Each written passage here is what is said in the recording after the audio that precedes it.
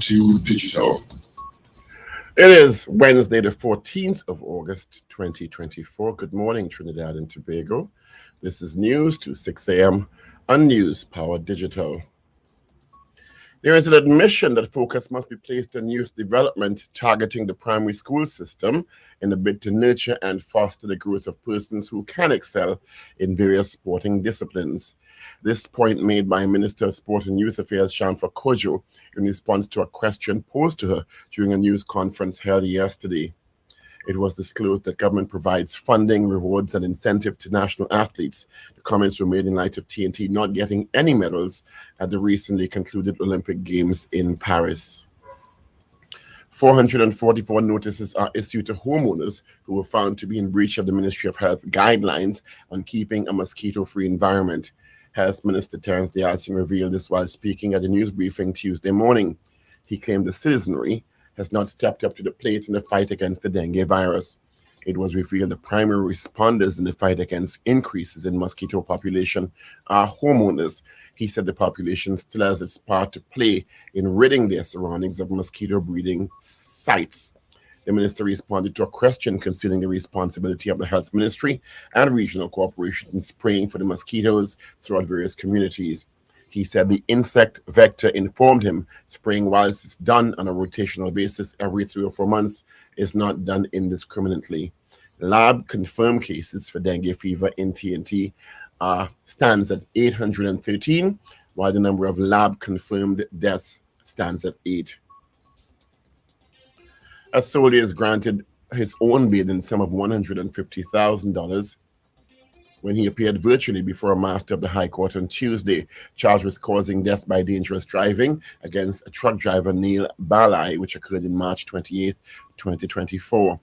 Jelani Mapp was also charged with failing to stop after a road traffic accident, dangerous driving, failure to render assistance, and driving without a certificate of insurance when he appeared before Master Margaret Sukraj Gonswami on August 13, 2024.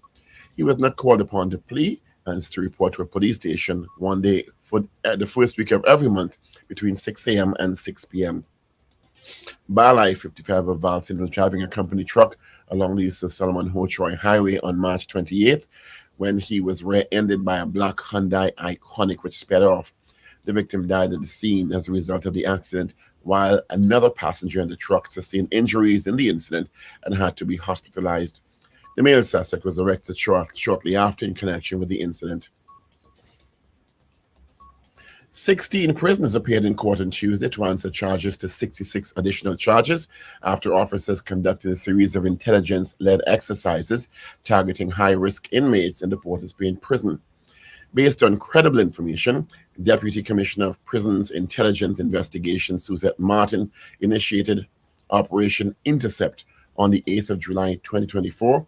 A team of officers and a party of prisons officers conducted an exercise at the Port of Spain prison where they found and seized 39 cell phones and 749 grams of marijuana from several high-risk inmates. 9 inmates, 5 of whom are currently serving sentences for murder, were subsequently charged. Police say they struck a major blow against crime in Tobago. In a statement issued yesterday, August 13th, police said 2 key suspects were charged under the Anti-Gang Act. The 2 individuals are prisoners. 2 other suspects were also detained and facing serious charges for possession of narcotics and ammunition. The police said this marks a powerful step toward curbing recent uptick in criminal activity in Tobago.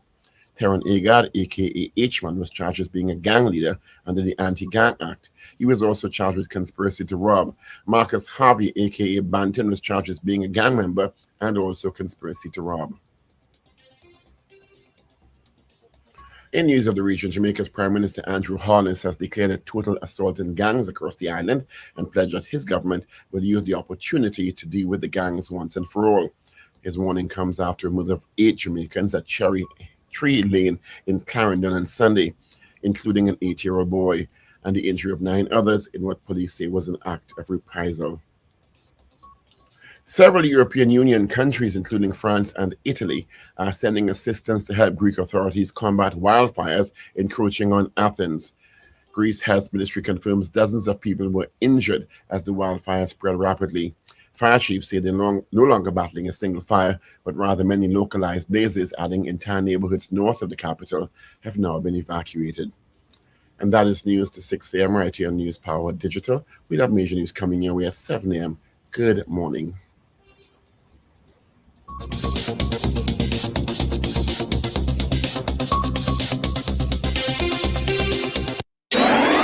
Up to date and credible.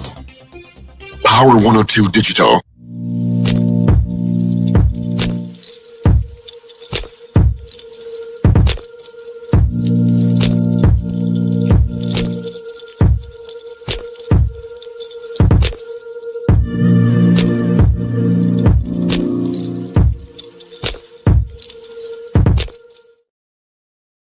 Morning, neighbors. It is Hump Day Wednesday. It's a love day.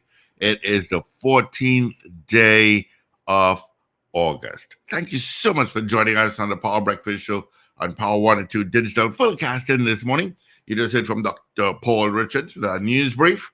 We'll hear from Wendell Stephen, Richard Ragoobarsingh. We got Shane and Ruben in the mix. Of course, my name is Steve Khan. 26 degrees at Piarco International Airport, 28 at Crown Point in Tobago, and Met Office has not updated their weather for today, so that will come shortly.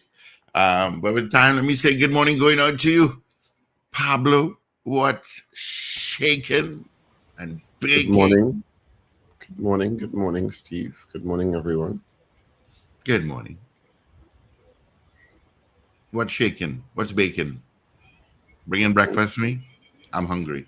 I'm starving. I guess that means no. I think the answer is rhetorical, Steve. All right. Let's see who sent us hellos first thing this morning before we kick it in. A lot of messages in this morning. God Celia out in Valencia. Wendy and James. DJ Ray out in Delaware. Boy Bedesi down in Day Bay. Wayne Bennett. Ray. Morning, Ray out in West Palm Beach, Florida.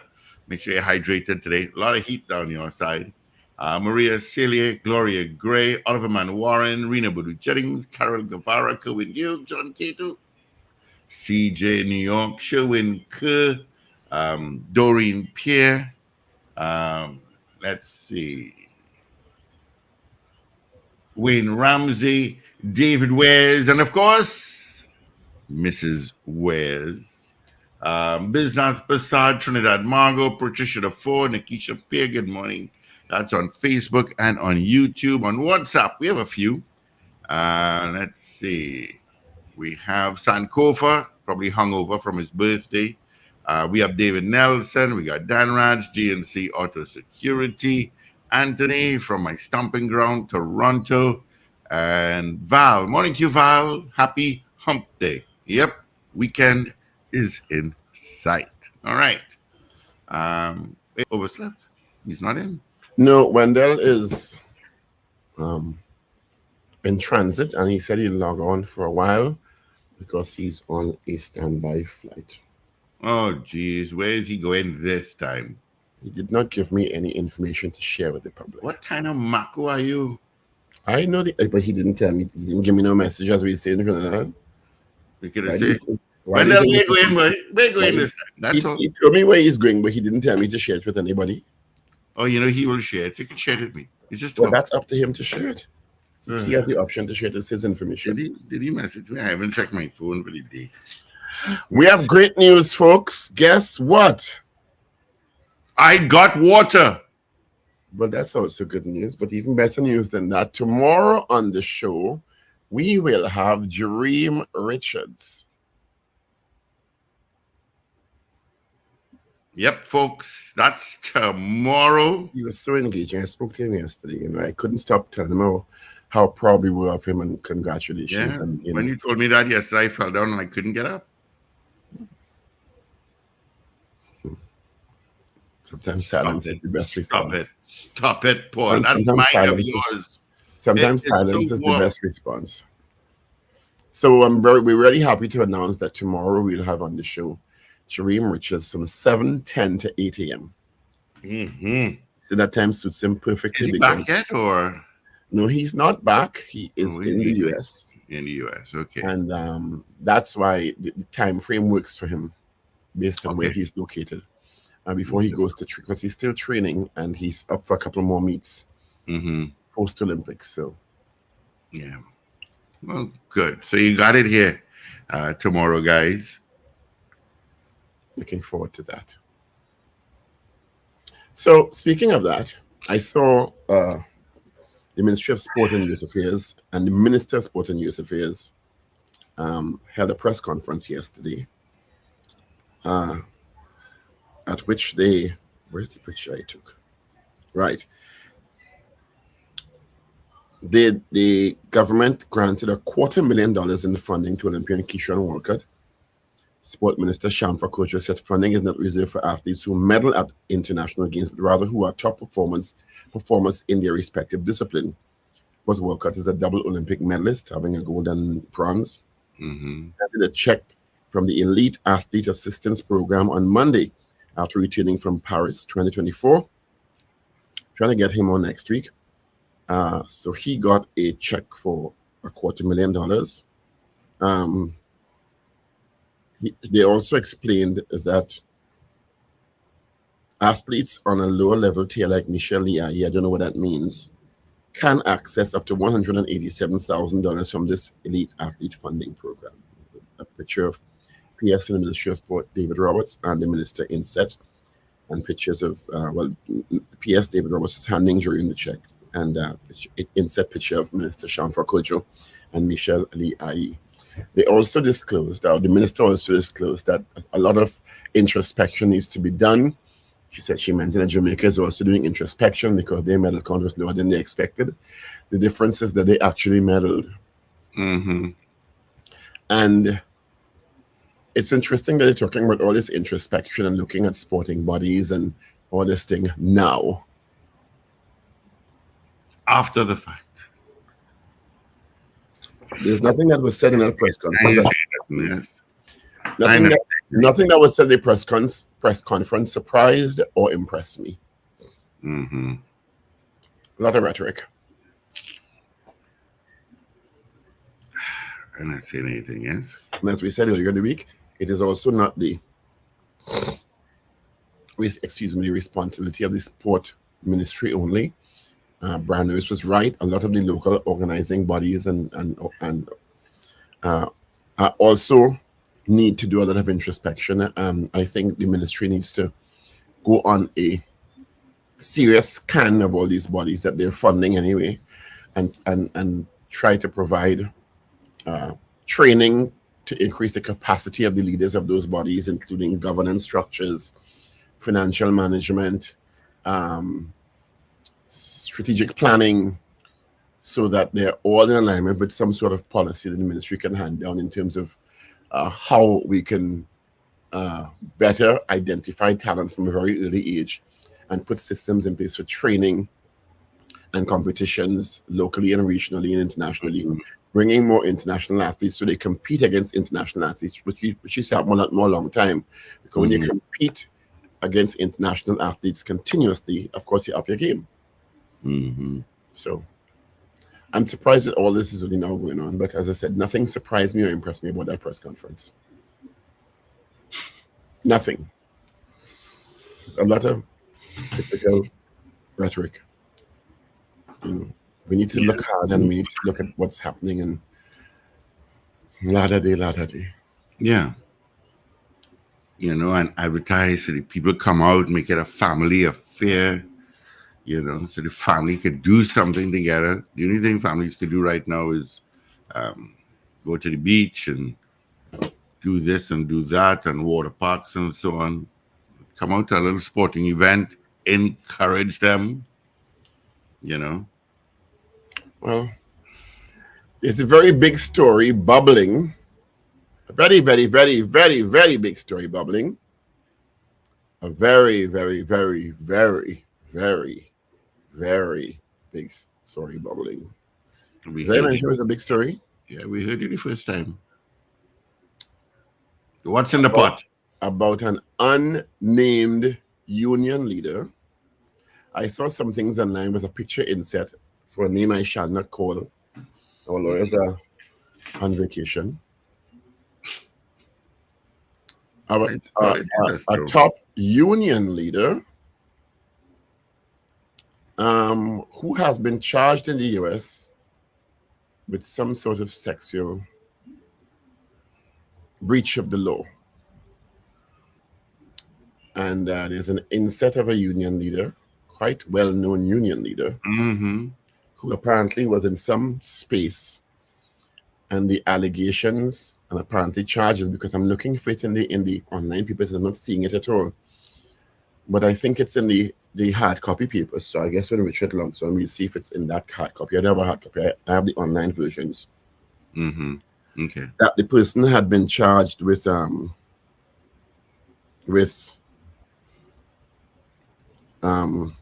touching without authorization a woman's breast and private parts, and pulling out his member. You can say pull. The Newsday is reporting, this is what you just sent to me, that the union leader has denied the sex claim. I will not call the name unless I can verify independently that the person's... You don't need to call the name. Yeah, you could call the name and then they call you up in the boardroom. Yeah. Okay, all right. Until I can identify that the person has been charged, I'm not calling the name.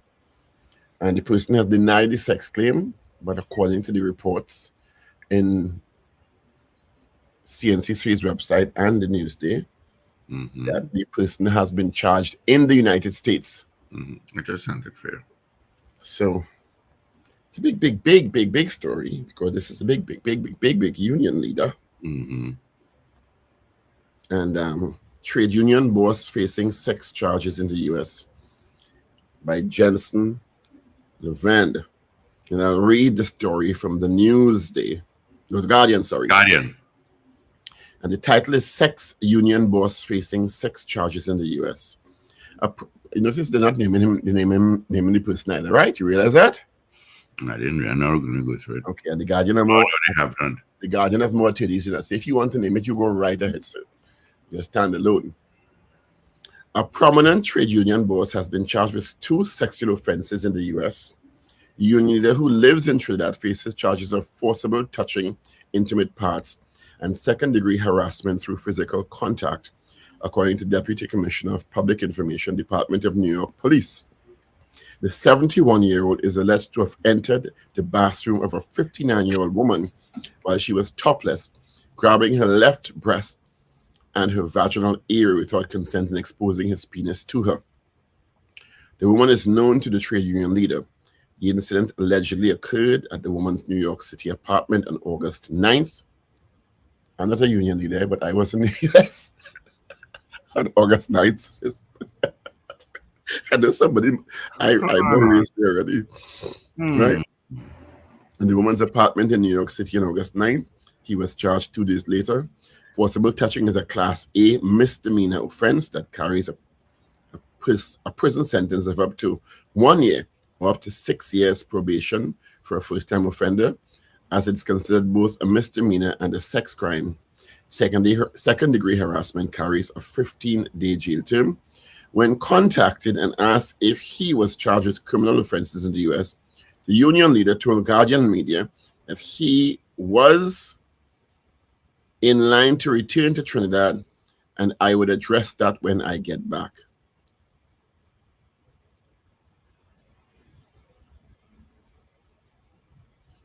Finbar, good for CNC3 calling the person name.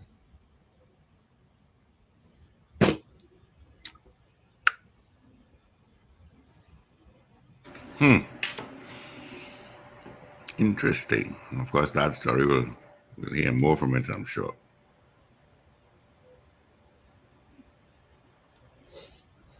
Well, if you're charged in the US, it's public record, you know.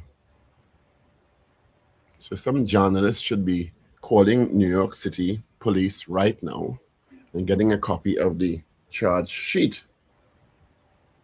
Come, Jaron. putting you an assignment this morning. Good morning, Jaron. We're giving you an assignment this morning to see if you can unearth that charge sheet from this trade union boss. Well, that's just getting from Avril here. So, good morning, Avril, Cynthia, Bob. So, sorry about that. I got carried away.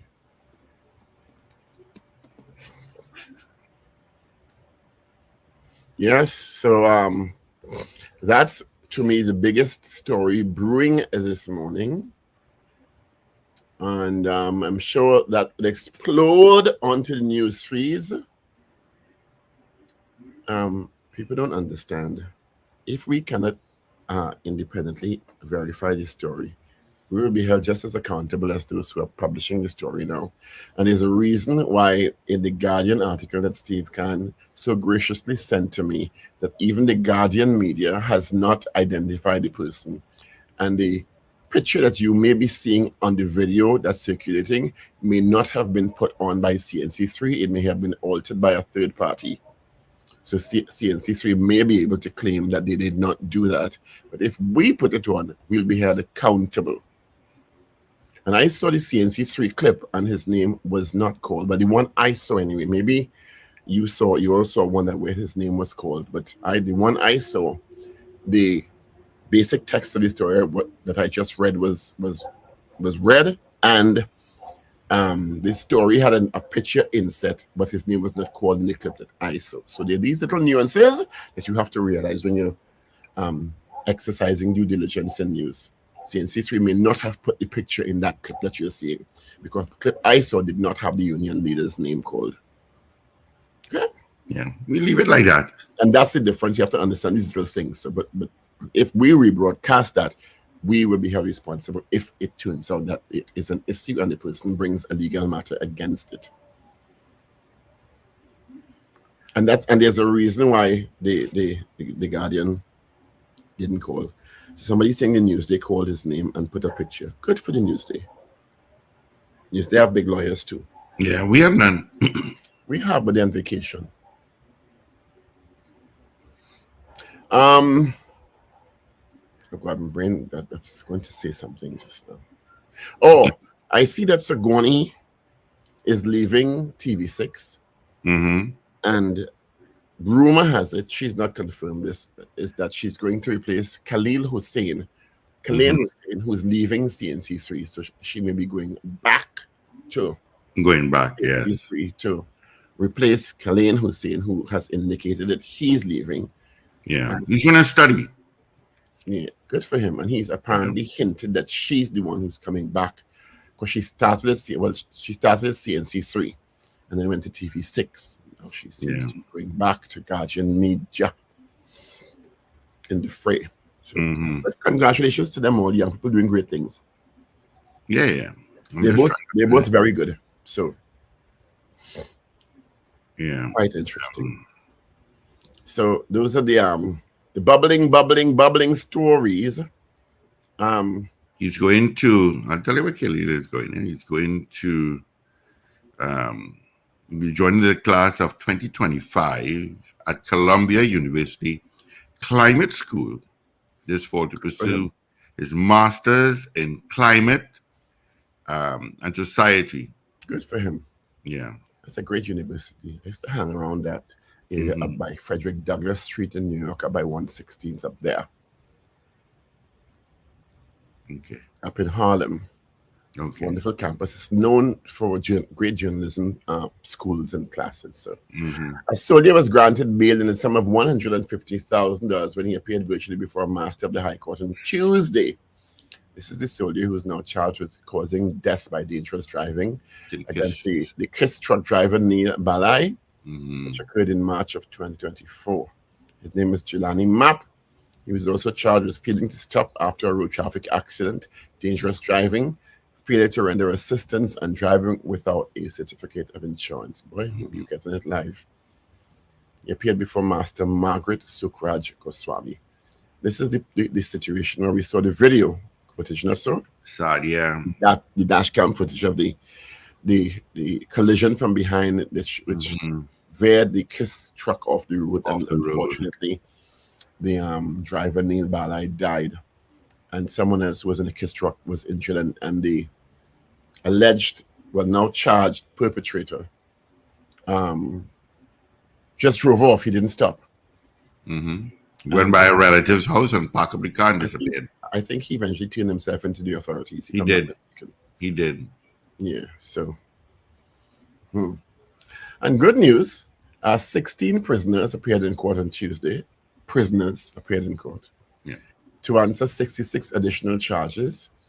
Officers conducted a series of intelligence-led exercises targeting high-risk inmates at the Port of Spain prison. Guess how much cell phones they find? 39. Is it 39? Well, Somewhere there. I could ask you a question, Steve. Can being more than just have a kiosk in the prison or what? Apparently they get delivery, and then they have a kiosk in the prison. yeah. And 749 grams of marijuana from several high-risk inmates. Now, let me tell you as well.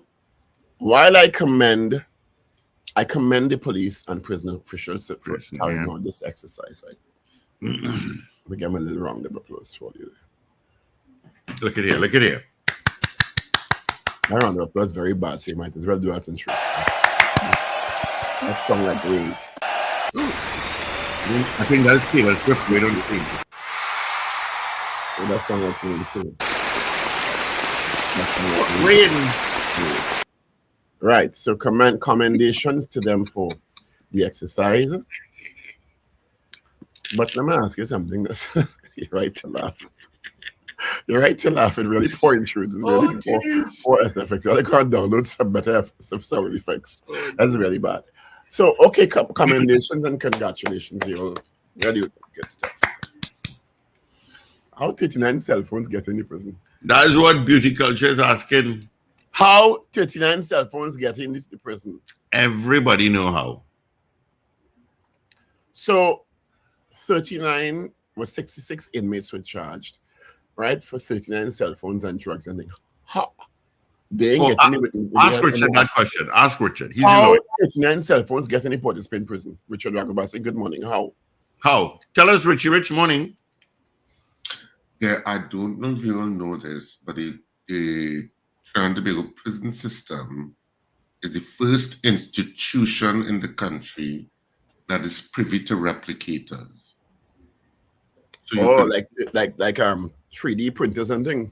Yeah, that you could replicators. So once they get one, they could replicate it. Like or maybe they beamed it over. Like in Star Trek. Beamed the cell phone over. Samsung Galaxy 2022. And S23, iPhone 14, please. But I better go in the prison and buy a new cell phone. I might get cheaper. Yeah. Okay, let's beam the phone over. How? That's how they did it. How? There's no other way. There's contraband. That's how it happens. It's contraband. Yeah, but I mean, okay. But they're always talking about the tightening of security and the increased systems, and they have the scanners and the jammers and the llamas and the bombers. Contraband gets in. It's human beings. It's human That's beings. like everybody in a cell has a cell phone. They call it a cell phone because it's reposed in the cells. I have been privy to when they've done. When they've done searches, and they've come back, and they don't just come back with cell phones. You know, they come back with all sorts of weapons that have been improvised weapons and stuff like that. Weapons. And I've been and I sat with the head of that particular prison to question. While he questioned 2 or 3 of them with regard to what was found. So he said, Richard, just sit in and watch. Remember, I used to go to the prison a lot. That contraband comes in, and obviously some of it are prison officers. Yeah. No doubt. Some of it are things that get managed to come into the prison through other means, whether it be through things that family members send. Rectum transport. Some of that might be that too. But contraband gets in where human beings exist in a confined environment, there are ways that contraband gets in because it costs, and they charge phones. You know, they charge phones too.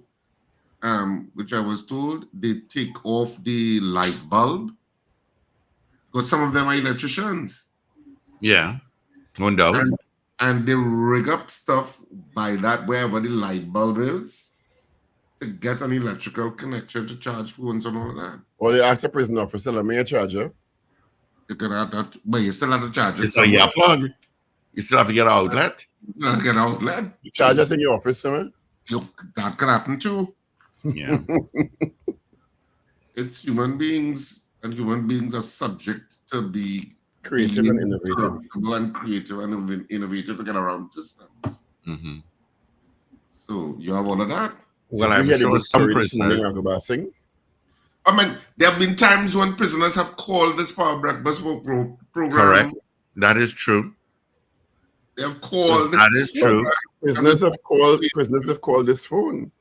Exactly. Oh, the famous. Oh, the red phone? Whoa. Big phone. Prisoners have called. Yeah, no, they call. Prisoners, yeah, because sometimes, as lawyers too, you can call some prisoners sometimes. Yeah.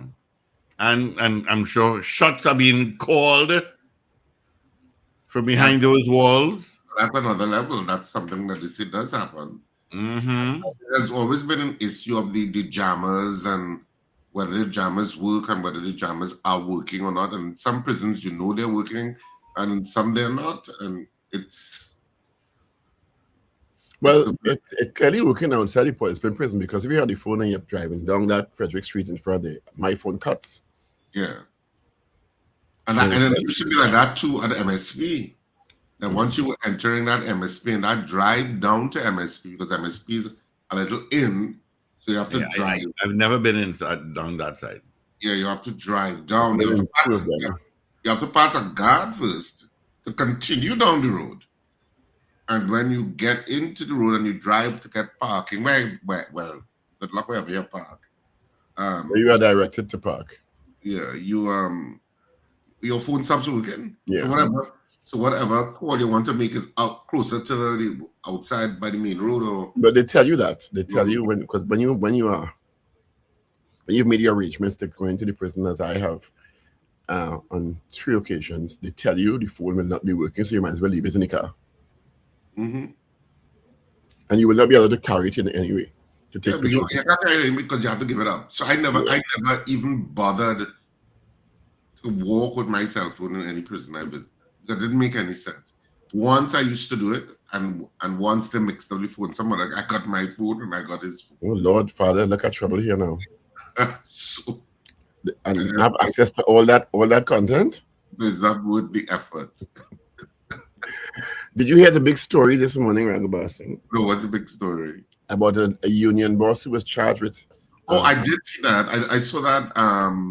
Some news outlets are calling the name. We didn't call the name.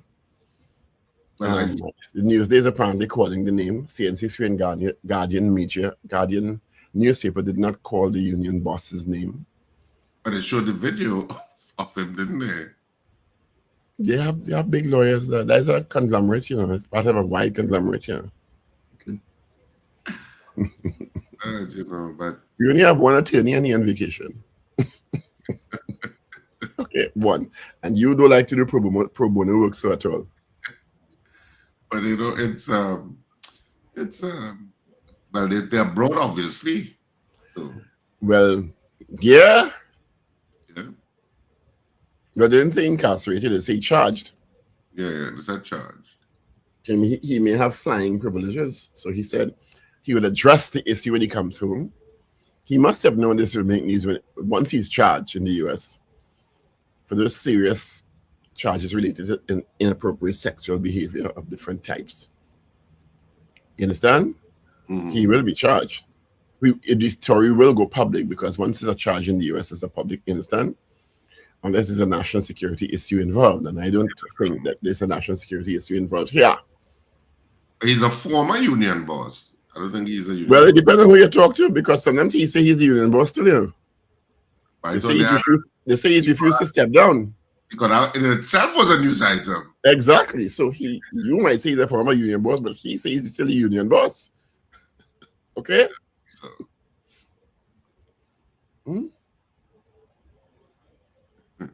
Had a wonderful meeting with the Speaker of the House yesterday. Let's say good morning to Bridget and his St. George. yeah, how is she? And the union leader is not Bridget and his St. George, just to be clear. You know, people like to joke. They say Paul Richard say something, you understand? She's wonderful. Never a dull moment. So did you see the press conference or hear excerpts of the press conference held by the Minister of Sport and Youth Affairs yesterday? I saw it ongoing, but I didn't listen to it. Yeah, missed nothing. What they say, what they said in pre-C form. My impression of it, I was unsurprised and unimpressed.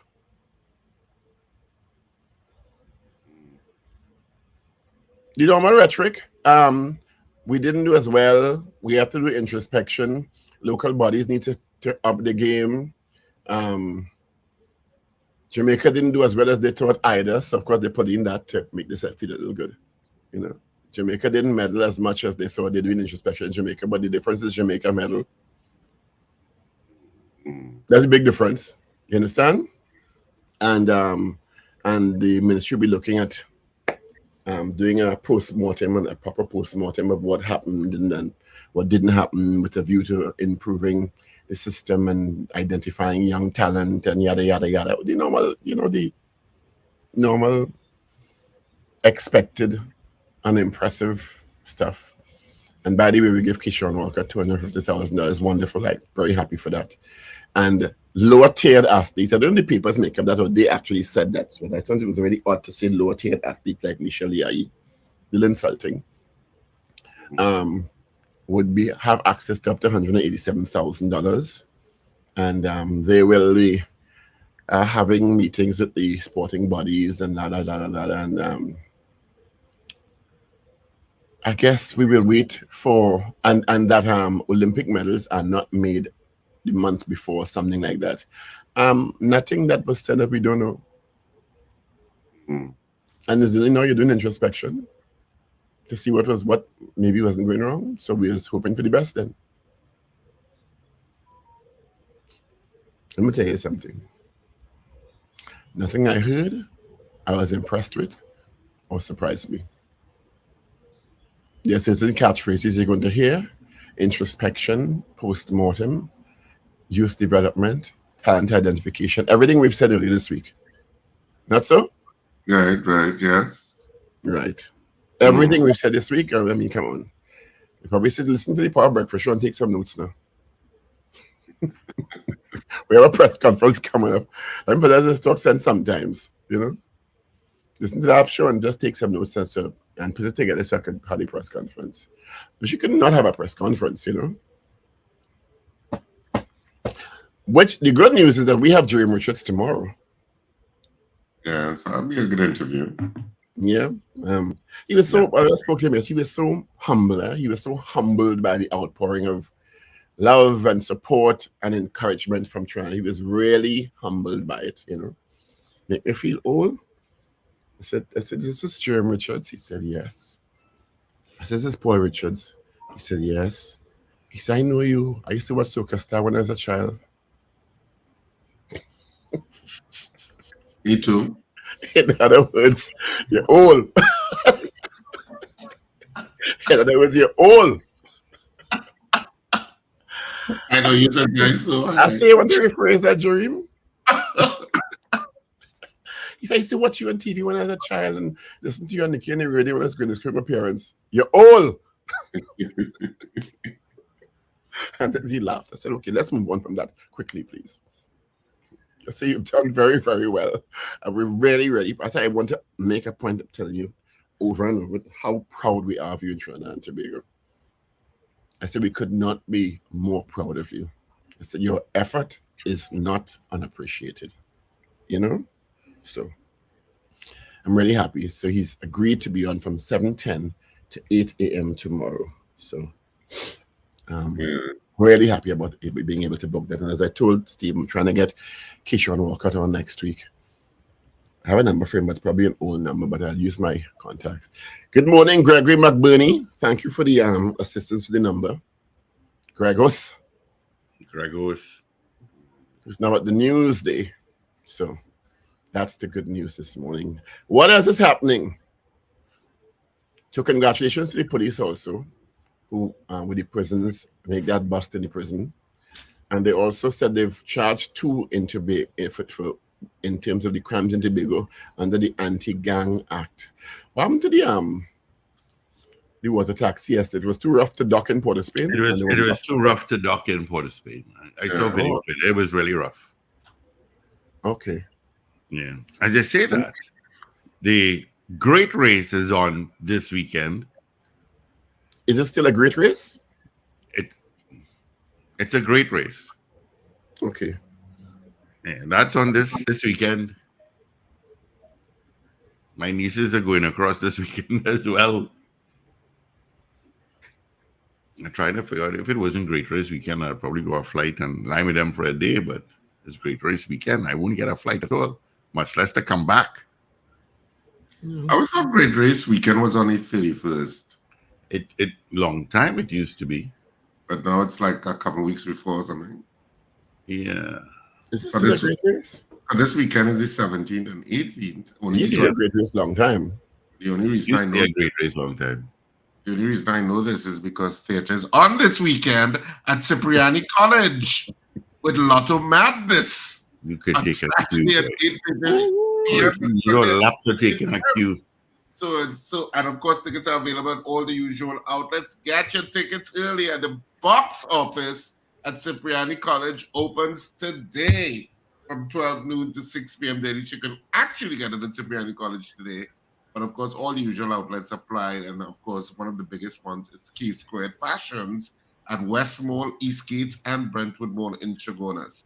So 3 main outlets would have tickets, as well as Electronics Arima, Jubilee Rawi, Tunapuna, and Tony's Florals in Valpark Shopping Plaza and Champlain Auto Service. To get your tickets early. Yeah. So we're on this weekend. Looking forward to that. We always love Cipriani College, as I said. It's a lovely theater that we enjoy. There's a big story this morning is the Minister of Health also. Well, the Ministry of Health held its, I think they do it every 2 weeks now. Dengue.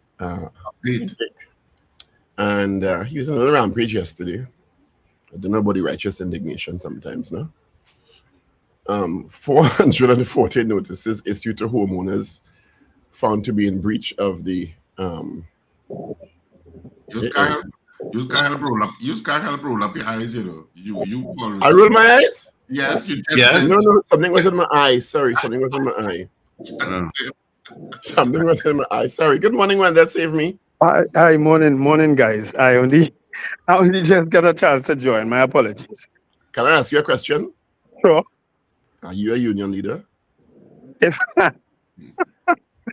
Well, Donald Trump did say how to deal with those situations. And He did. When you get worried this morning, you ain't log on and that story break, you know. No pun intended. no, but I was the one who broke the story.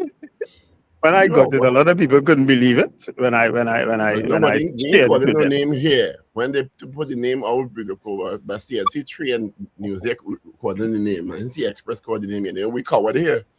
Our attorneys, Richard don't do pro bono work all the time. But strange enough, people were asking me who is the person. I said, but it's in the story. Yeah, because they Some had of the stories. that pictures of him. But as I told the audience this morning, the CNC3 story had the picture. That could have been inset later on. Because Guardian Media has not called the name in their stories. Well, they Express didn't has not called the name. They didn't just call name, they were very explicit as to what happened. Eh? Well, yeah, you can say what happened, but calling the name mean you have to, put any personality. But it will come out the whole thing, Well, yeah. I mean, Everybody's go through the little challenges. When we see it, that is no little challenge. Don't minimize that at all. That's a serious thing. No, I ain't When we see minimizing it. log on this morning and we hear that story break, we get worried. You know? No, actually, remember I told you I was on standby for a 7 a.m. flight. Well, I actually left on an earlier one, so I just landed where part of my destination. You see, Steve, and you ask me where the man went. The man don't want to see where he going. That's why I'm very No, careful. Well, let's come on. Where you going, Wendell?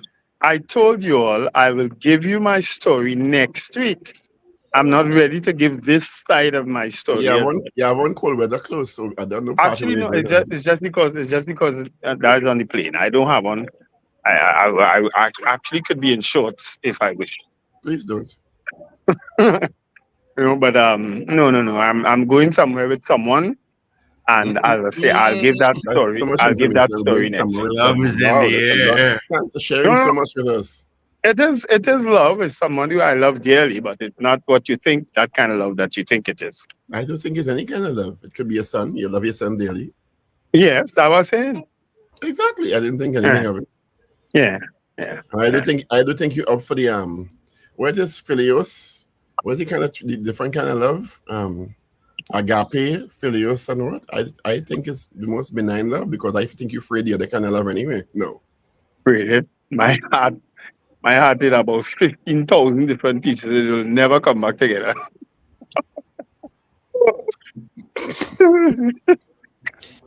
Richard, you have papers? Yes, I Yes, do. I recommend Stephen is bacchanal this morning. Actually, I do have papers, so I can go through them. Could you share them with us, please? Sure.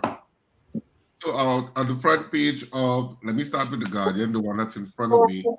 The Trinidad and Tobago Guardian for this morning, and of course today is Wednesday, August 14th. When you think of a long distance poll day, while you're doing the papers. Wednesday, August 14th, 2024.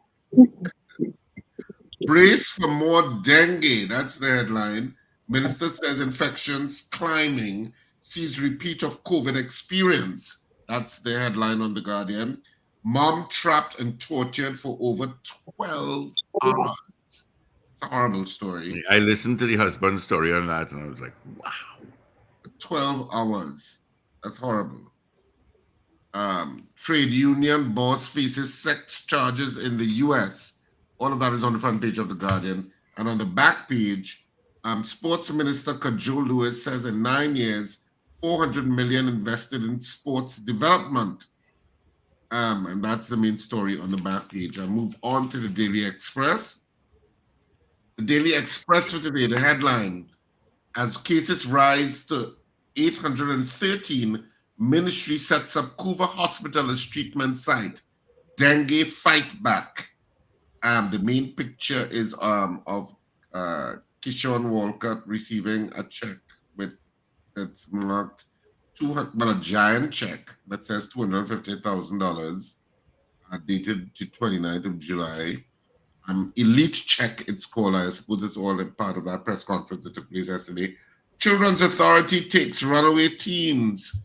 And on the back page of the Express, or Express now does a back page that is also news, flood havoc.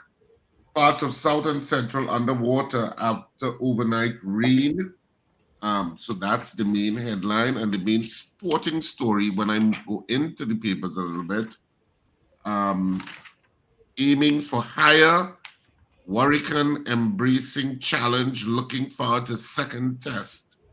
And Theobald finalizes under 14 squad. Boys ready for CFU Challenge Series. Queen's Park Cricket Club surrendered 2 national titles. All of that is on the back page in terms of sports when you go inside the Express. Newsday, front page. He beat her with no mercy is the headline. Widower, my wife washed and cooked for killer, but he beat her with no mercy. And there's a picture of the husband in grief telling the story. 3 runaways returned to Children's Authority. That's also on the front page of the Newsday. And on the back page, Sports Minister Kajol Lewis looks ahead after Paris Olympics. New strategies needed.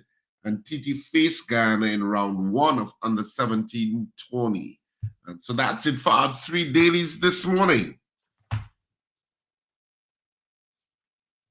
All right, let's get the results of our morning poll where we asked you yesterday, are the media and the private sector doing enough to promote and support sports and our young athletes in Trinidad and Tobago? 100%. Every single person said no. All right, so let's get into this morning's poll. You know, guys, I want to compliment Minister Shampa Kujo and of course the sporting bodies that she brought out yesterday for a very informative press conference. As a matter of fact, I haven't chatted with Shampa Kujo in a long time. And I sent her some information that she actually used at the press conference. She responded to me first, and then she actually used some of the information that I sent her on that press conference. So I was pleasantly surprised. But well done, Minister Shampa Fujo. That's what I want to see. I want to see you and hear from you more than you have been doing. Because I mean, clearly you've been an effective minister of sport. You're getting a lot of these bodies to account and so on now that they weren't doing before. You know, so kudos. So what's your poll, Paul? Since you're so effusive in praise for the minister's effectiveness, why don't you give the poll too? Oh gosh. Well, are we getting value for money for investment in sport in TNT? Right, like you're thinking along my lines. So thank you for putting it together for me. Thank you for putting my poll together. All right, okay, 8255, toll free North Americans. You can call 866-525-1099 on Facebook and YouTube, and of course on WhatsApp at 318-1021. Of course, our morning poll: are you getting value for money being invested in sport in TNT? Yes or no? That's our poll. Right? Just tell us where messaging from or calling from and say yes or no. Rena Jennings, Wendell is impressed with the press conference because the minister used a piece of information he sent. That's all. No, clearly, earlier this week, Wendell was the opinion that he wasn't seeing the minister and maybe the effectiveness was in question. All of a sudden, he's been wrong. No, Paul, I'm saying I am sure that our program the other day had a lot to do with earlier that this press week. conference. He wasn't impressed at all. All of a sudden, he impressed. Good for you. Are you hearing me? No, yeah. I said I'm sure our program had a lot to do with what happened there. So one press conference make it effective now. We taking the kudos for that. I was impressed that and the fact that she took my advice, took some information from me and used it. Thank you for the clap. I can't clap. All of a sudden, Monday, you wasn't impressed at all. I'm not seeing the minister and hearing from the minister. One press conference, you hear information and you're impressed now. Good for you. I'll take the phone calls now. All right. Let's grab some messages here and some votes. David Wares, not at all. Royalty forever. No poll. I'm going to edit that program from Monday with your voice. John Cato, no. Hanif Daniel, no. Rena Jennings, no. Monday, he wasn't impressed at all. I'm not hearing the minister. I just see and hear her. I need to hear her more. Val says no. You said that you're all impressed now. Who you at? You want to hear like sport? What? And you want to hear such a shouting and thing? That way you want to hear? Is that what you want to hear? Anthony Toronto says no. Captain Ron says no. Let's see who else voted here. We have Ellen Prescott saying no. Julia SVT says no. Derek putting up things. Derek went and do the work, yes? What trouble is this? Derek going easy. I'm going to dig up in that now. Copy and paste. Michael Robinson says no.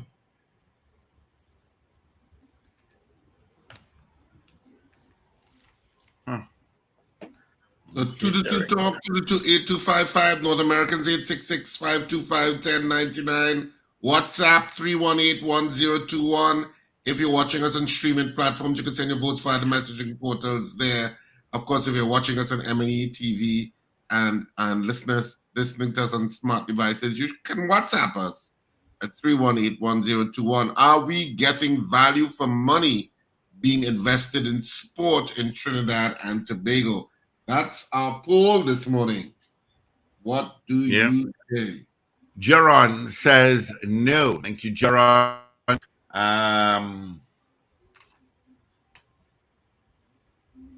I gave those votes already. Let's grab some calls. Good morning. Good morning. Good morning, gentlemen. Darling, Mi amor. buenos Boy, dias. these ¿Cómo estás? days are getting up late, boy. You know, the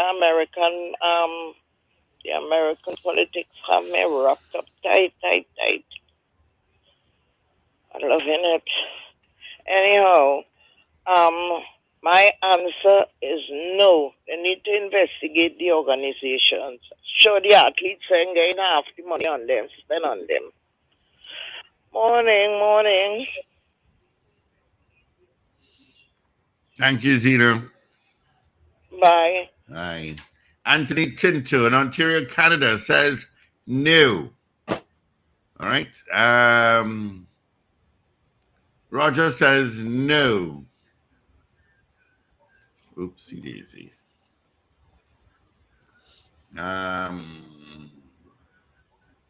Sunil Ramasamaru, absolutely not. Beauty culture, no. CJ from New York, no.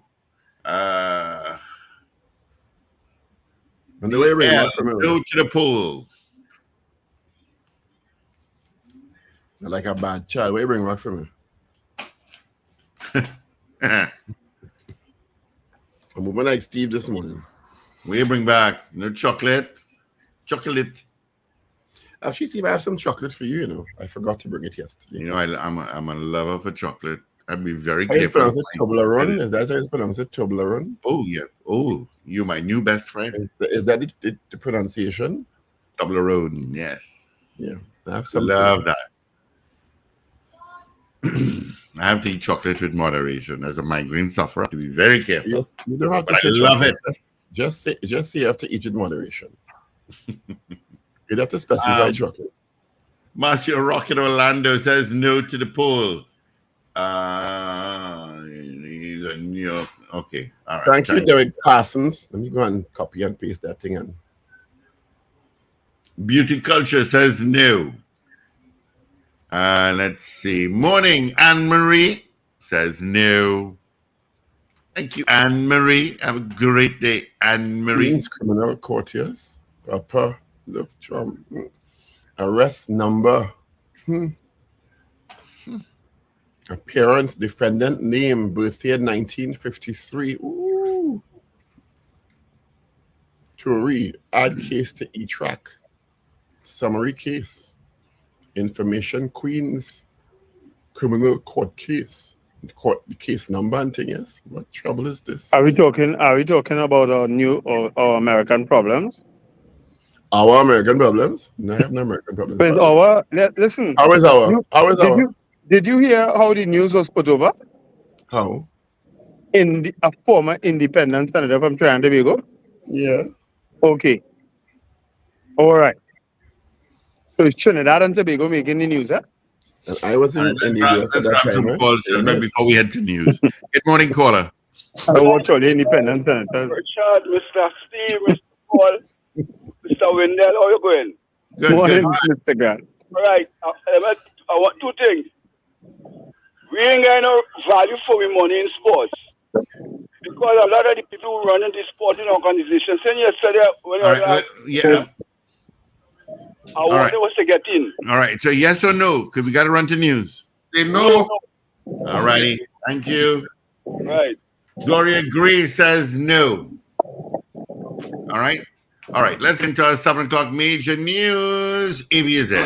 This is your news bulletin from Power 102 Digital. Focus to be placed on youth sport development to generate more quality athletes locally. Over 400 notices issued to homeowners who breach health ministry guidelines. Husband recounts 12 hours of torture as wife is beaten to death before his eyes. 3 runaways now in the care of the Children's Authority, and a soldier granted bail in Kiss driver's road death. Details in a moment.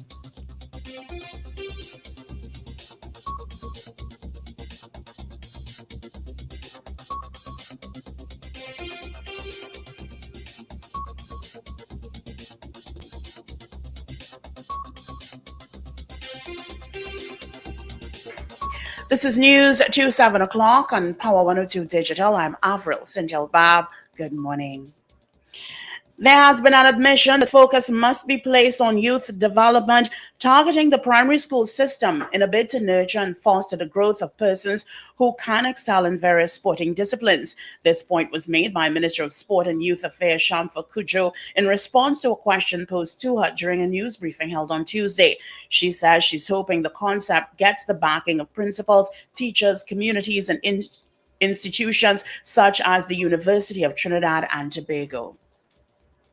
Not having a robust school program in schools throughout Trinidad and Tobago like Jamaica has. When you go to secondary school in Jamaica, if you're a teacher in a secondary school in Jamaica, principal actually, you're automatically a part of ISA, a part of the Secondary School Sport Association, and you play a role. In Trinidad and Tobago, you think you could get every principal to even buy into sport in that type of way? It was also disclosed government provides development funding, rewards, and incentives to national athletes.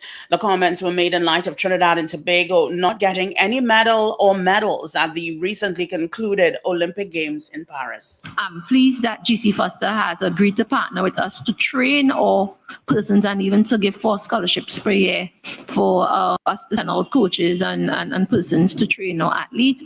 For now, they are coming to Trinidad and Tobago every July, August to train. Last year, we trained 75 coaches and technical persons to work in schools. After training them, many of them returned to their clubs, and we were able to retain about 35 who are now assigned to schools.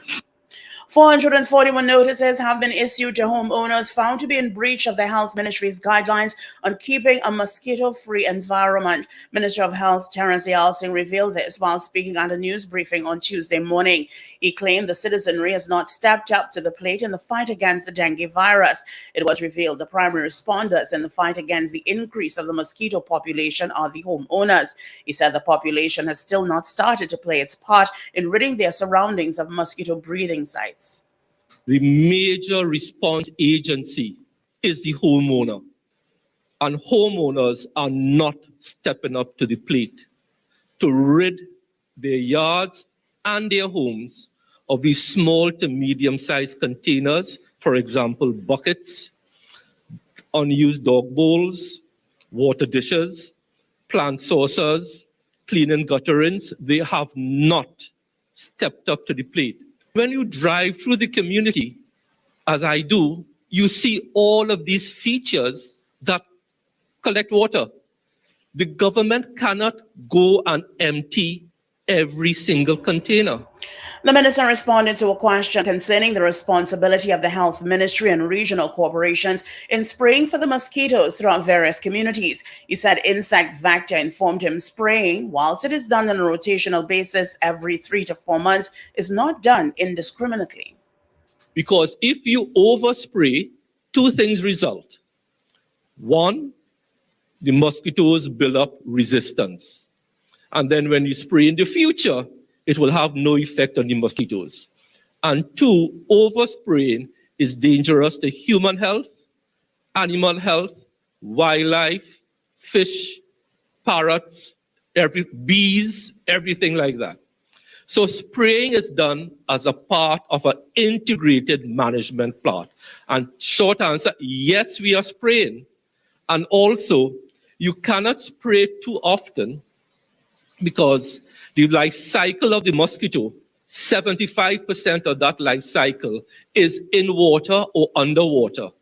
and spraying only knocks down the flying adult population.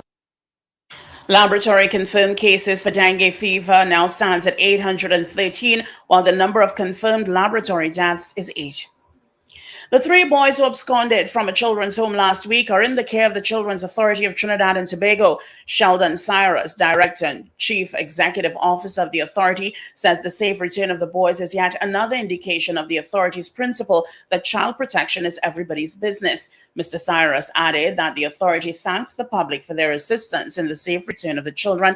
In particular, the authority thanked activist Ms. Kizal Jackson for her diligence in helping to return the 2 children to the attention of police on Monday.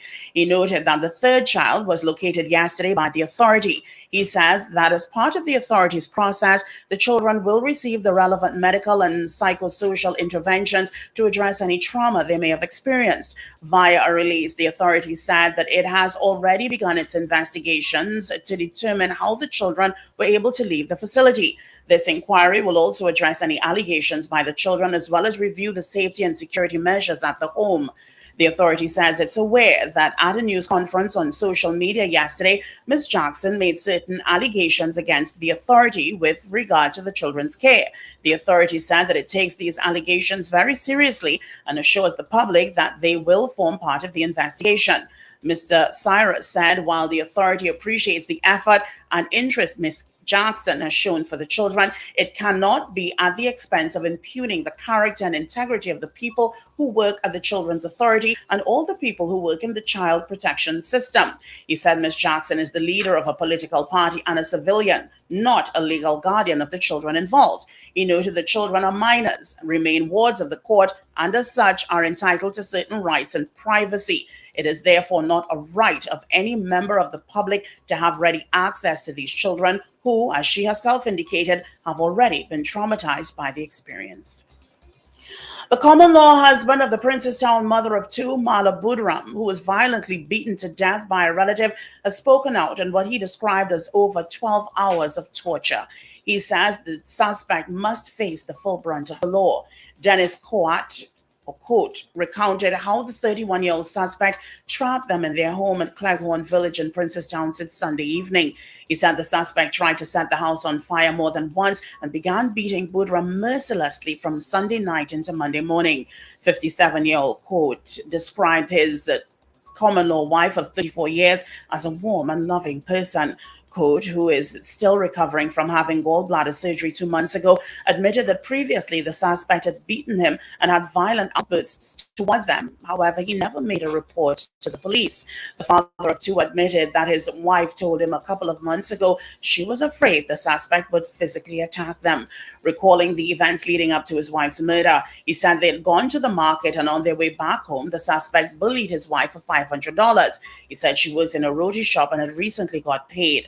Court said the suspect had disconnected the internet, which they needed to make WhatsApp calls. The suspect was staying downstairs, so the wife went to find out why he disconnected the internet and knocked on the door. Court said he was upstairs when he heard them speaking loudly, and then sometime later, around 4 p.m., the suspect came upstairs, locking the doors behind him. What followed, he said, was torture and beating of the woman for over 12 hours. Court lamented that the beating was on a whole night till the morning, but he could not help. After Budram was dead, the suspects told relatives that she had suffered a heart attack. However, when relatives and police arrived on Monday, they saw bruises about her body. A soldier was granted own bail in the sum of $150,000 when he appeared virtually before a master of the High Court on Tuesday, charged with causing death by dangerous driving against KISS truck driver Neil Balai, which occurred on March 28th.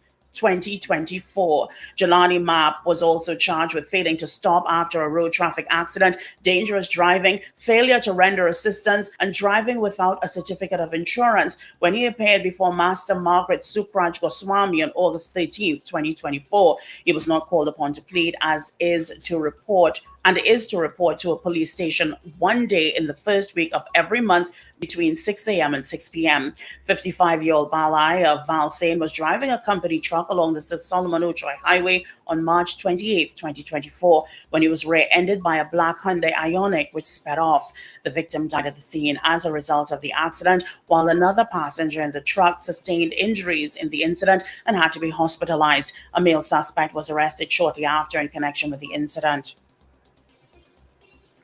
You are listening to news on Power 102 Digital to 7 o'clock.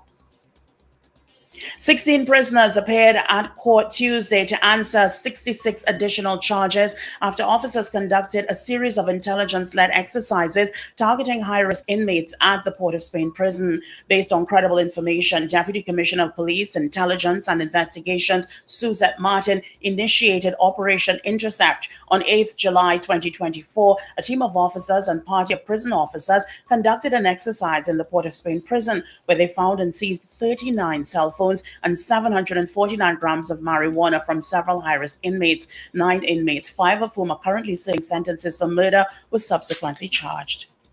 Well, finally, here's weather news for the period today till midnight. Trinidad and Tobago, generally hot and sunny despite the isolated shower. There's a low chance of a heavy shower or thunderstorm favoring northwest Trinidad during the afternoon. Nighttime, mostly fair with a gentle breeze. In the event of a heavier shower or thunderstorm, gusty winds and street flooding are possible. Look out for a forecast maximum temperature of 33 degrees Celsius at Piarco International Airport and 32 degrees Celsius at Crown Point, Tobago. Currently, it's 27 degrees Celsius at Piarco and 28 at Crown Point.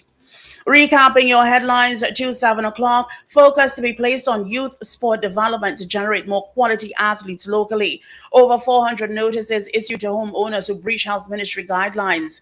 Husband recounts 12 hours of torture as wife is beaten to death before his eyes.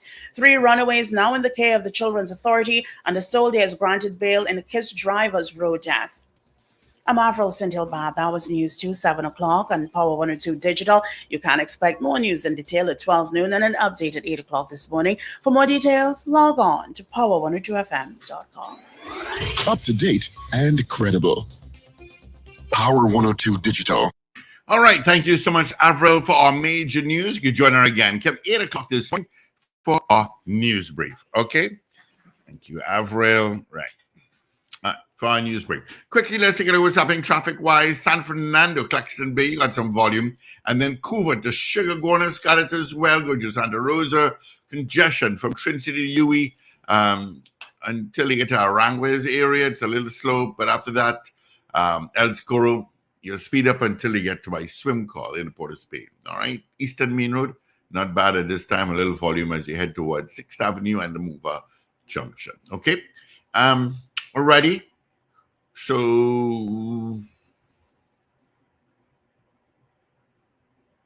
all right, gentlemen. Richie Rich, I've got Lennox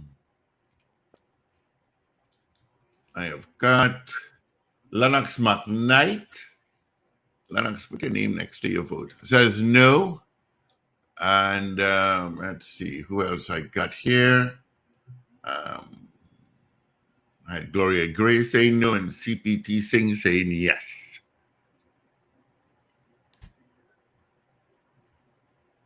Is that it? That's what I got. Double All checking. right. That's what I got. So I'll poll it this morning. Are we getting value for money being invested in sport in Trinidad and Tobago? We had 26 people voting on the poll in the allotted time. Of the 26 people voting, 25 of you said no. You do not think that you're getting you're getting value for money. 1 person said yes. So 25 no's, 1 yes. Of course, you can continue to vote on this poll throughout the day and through all programming, and we'll give you the final results tomorrow morning, which will be Thursday, as we move towards the weekend. All right. My computer just froze here. Don't know what's going on. Right. Okay. Not hearing you, Paul. He's still not hearing you. Not hearing you, Paul. You're muted. I said your guest needs to log out and reconnect. He connected, but his computer is saying that he is disconnected presently, so he needs to reconnect.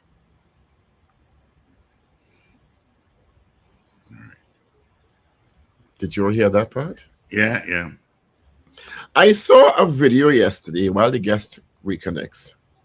That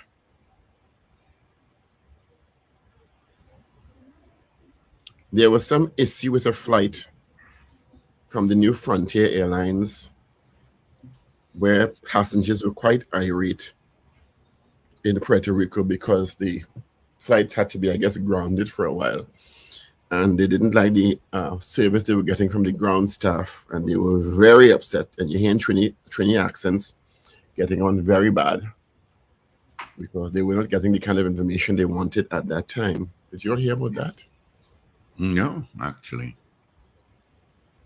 I saw that video, but I didn't actually finish watching it. I just saw a young man, I don't know if he's Trinidadian, shouting to the attendants at them. I'm not abusing them. He's very upset.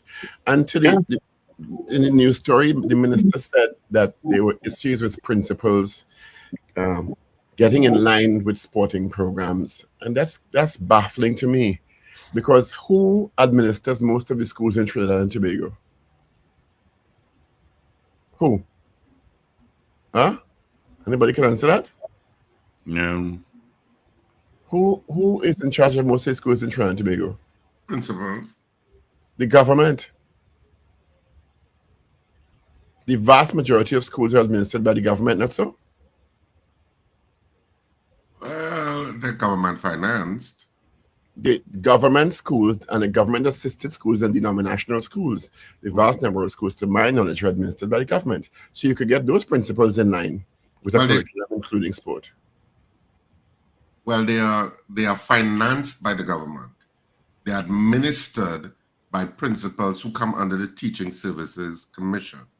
So they can't tell the principal creating their own education policy and thing?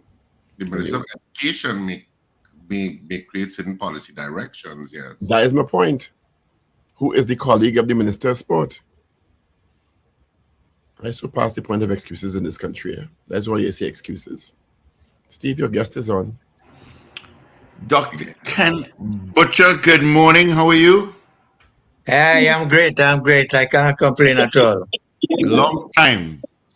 Yes, it is. It has been. Very long time.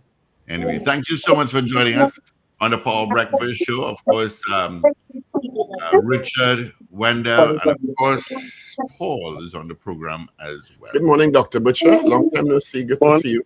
Morning. Good morning. Good morning, guys. Good morning. Good morning. How is your lovely wife? Oh, she's great. I'm taking care of her. Everything is in order. Then she's in good hands. Dr. Butcher, for those of you who may not know. She's reciprocating very nicely. Good morning. The other Dr. Butcher. He's like a typical red man, eh? Yeah. Dr. Butcher is a former Minister of Sport, if I'm not mistaken. That's correct? Well, I did a number of things. I was in sport, I was in health, I was, all over the place. In Prime Minister's office at one time. Yeah. And he's also, because I know that I took a class with him. I started off as parliamentary secretary responsible for sport with Jennifer Johnson as the senior minister. And then, I went into cabinet after that. And, then I went to the Prime Minister's office. Yeah. So you have a vast experience, and also you lecture in governance and in business management. So you have a vast experience in management and governance. I lecture, and my pet subjects are strategic planning, leadership, and governance, corporate governance. But more importantly, gentlemen, he was the member of parliament for Barataria San Juan And I can't help but notice that nominations open recently for that. Is your name anywhere there, Dr. Butcher? No. I am like Brian Lara. I know when to, advise from behind. All right. Okay. Some guys they tend to hold on too long and they get abused in the ring. Yeah. Like You who? know it. You know it. Dr. Bashir, answer that. We wanted you on because, I mean, based on your experience in sport, and your family is well known in sport also in from Barataya, and your expertise in strategic management, a lot of discussion has come out about TNT's performance at the Olympic and TNT's sports program generally. Let's start with what you thought of our athletes representing us in Paris and the outcomes of that. Well, it's a long story. If we over the years, for example, way back in 1986, we had established the National Sporting Authority to be developed, and we also looked at all the research was done so that coming into government, we would hit the ground running. And we looked at developing a national sport authority and the funding for it. The funding, we established the National Lotteries Control Board in 1987. Within 6 months of coming into government, 6 to 9 months, the national lotteries was established because we realized that to operate properly, you need funding. And all the funding from national lotteries was to go to sport for the development of sport. But by the time it went in cabinet and came back out, they watered it down, and you had a sports and culture fund. You had some of it going to under the purview of the prime minister then, and sport ended up back with all the money going into the consolidated fund over the years, and money now being allocated out of the consolidated fund back into sport, and we don't get the type of funding that is necessary to prepare our athletes over the period of time, doing my research on sport and management, there are 7 components or pillars. If we maximize them, we will be able to produce athletes for the elite stage on a consistent basis. When we came in and we did the work very early in government, we realized that we were not producing athletes on a consistent basis. We did not have the structure for it, and we did not have the programs. So we developed and we looked at these seven pillars. And the pillars very quickly, we identify the athletes. It comes like getting good seed to plant. You must have good coaches. You must have good administrators. You have to have the facilities. You have to have the funding. You have to have the research and development tied into the universities doing that work. And you have to have the welfare of the players. If you maximize those 7 pillars, those 7 components, you will produce athletes on a consistent basis for the form. Under that structure, what you will do is that you will select whether it's 5 or 10 disciplines that you want to go to the Olympics or the World Games, World Cup, or cricket, sailing, whatever. But you have to select now 5 to 10 sports initially. Work with those, make them get financially independent as you go along, and then wean them off and take others as you go along. It has to be done incrementally. So we set up that under Roger Boynes at the time, and we set up the sport company. Now, the sport company was the forerunner to the Sports Commission, which we brought it in as the National Sporting Authority. But with further discussions as we went along, we realized that the Sports Commission was ideal because part of the problem, which exists even today after 1987, that is over 35 years, we have not established the Sports Commission. And the Sports Commission, in discussions with senior people in sport and who know sport, would prevent the politicians from being involved in the selection and the fancy dances that we have with sport. What happens is every time a government changes, you have good programs being abolished new programs coming, and it's a toing and froing, and therefore the structure and the development, ends up on the wrong end of the pendulum. So we have to do a number of things. We have a coming out of the Olympics, like coming out after every games, whether it's cricket, whether it's football, whether it's track and field. After every major games, we will hear a lot of constructive criticism, but nothing is done. And it must start with the government. You see, over the years, again, if you check, we have three streams of funding for sport. We had you have a developed countries which private enterprise is strictly the people who fund sport. You have the communist stroke socialist countries where the government is entirely in charge of sport. And then you have the developing countries like Trinidad and Tobago, where it is a mixture. But in the smaller countries, you find that, like Trinidad and Tobago, the major funding will come from the government because we don't have a culture like Jamaica, where in Jamaica you have quite a lot of corporate sponsors as well. We have to develop that culture in Trinidad and Tobago. Our corporate sponsors, for example, they don't really contribute much to sport. You see a lot of contractors getting contracts for 400 million, 300 million, and some of them, they don't even get involved in sport or culture. And under corporate responsibility, they have a vote for that, and they will get credit for that. Part of the problem, again, government had introduced very well an incentive for corporate sponsors, whereby you could invest in sport up to $500,000 and you will get a credit for it. But what happened? What the businessmen realized is that getting that credit took years and it wasn't worth it. So while it was a good initiative, because of the implementation, we had trouble there again, and we didn't encourage corporate sponsors to put the kind of money we want into sport.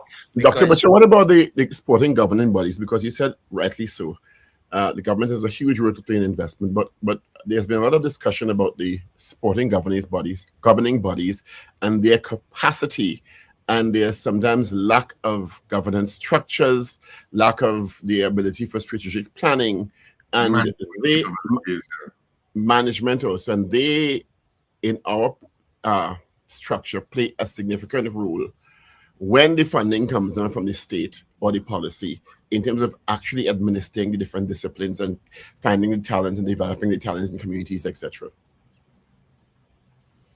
well, the national sporting associations, at present, we're in shambles, total shambles. The last very good administrator we had in sports was Aloy Likwai. And that was the only discipline of sport at the time that had their own facilities. You remember the cricket center in Vancouver there. He was the last guy. He produced. I remember talking to Aloy at the length because we had formed the sport company, and Lincoln Phillips wanted to come down here, and I advised him our role that he could play. And I took him to Aloy Likwai at the time for him to get a better understanding and appreciation of what he had to do. And I said, but Aloy, cricket do ever be in Bacchanal or whatever it is for travel and things like that. And he says, Ken, when the West Indies play here in Trinidad and Tobago, the fund that we get for there, we invest it in the youth of the country. And in a few years' time, Trinidad and Tobago will dominate Caribbean cricket and go onto the world stage.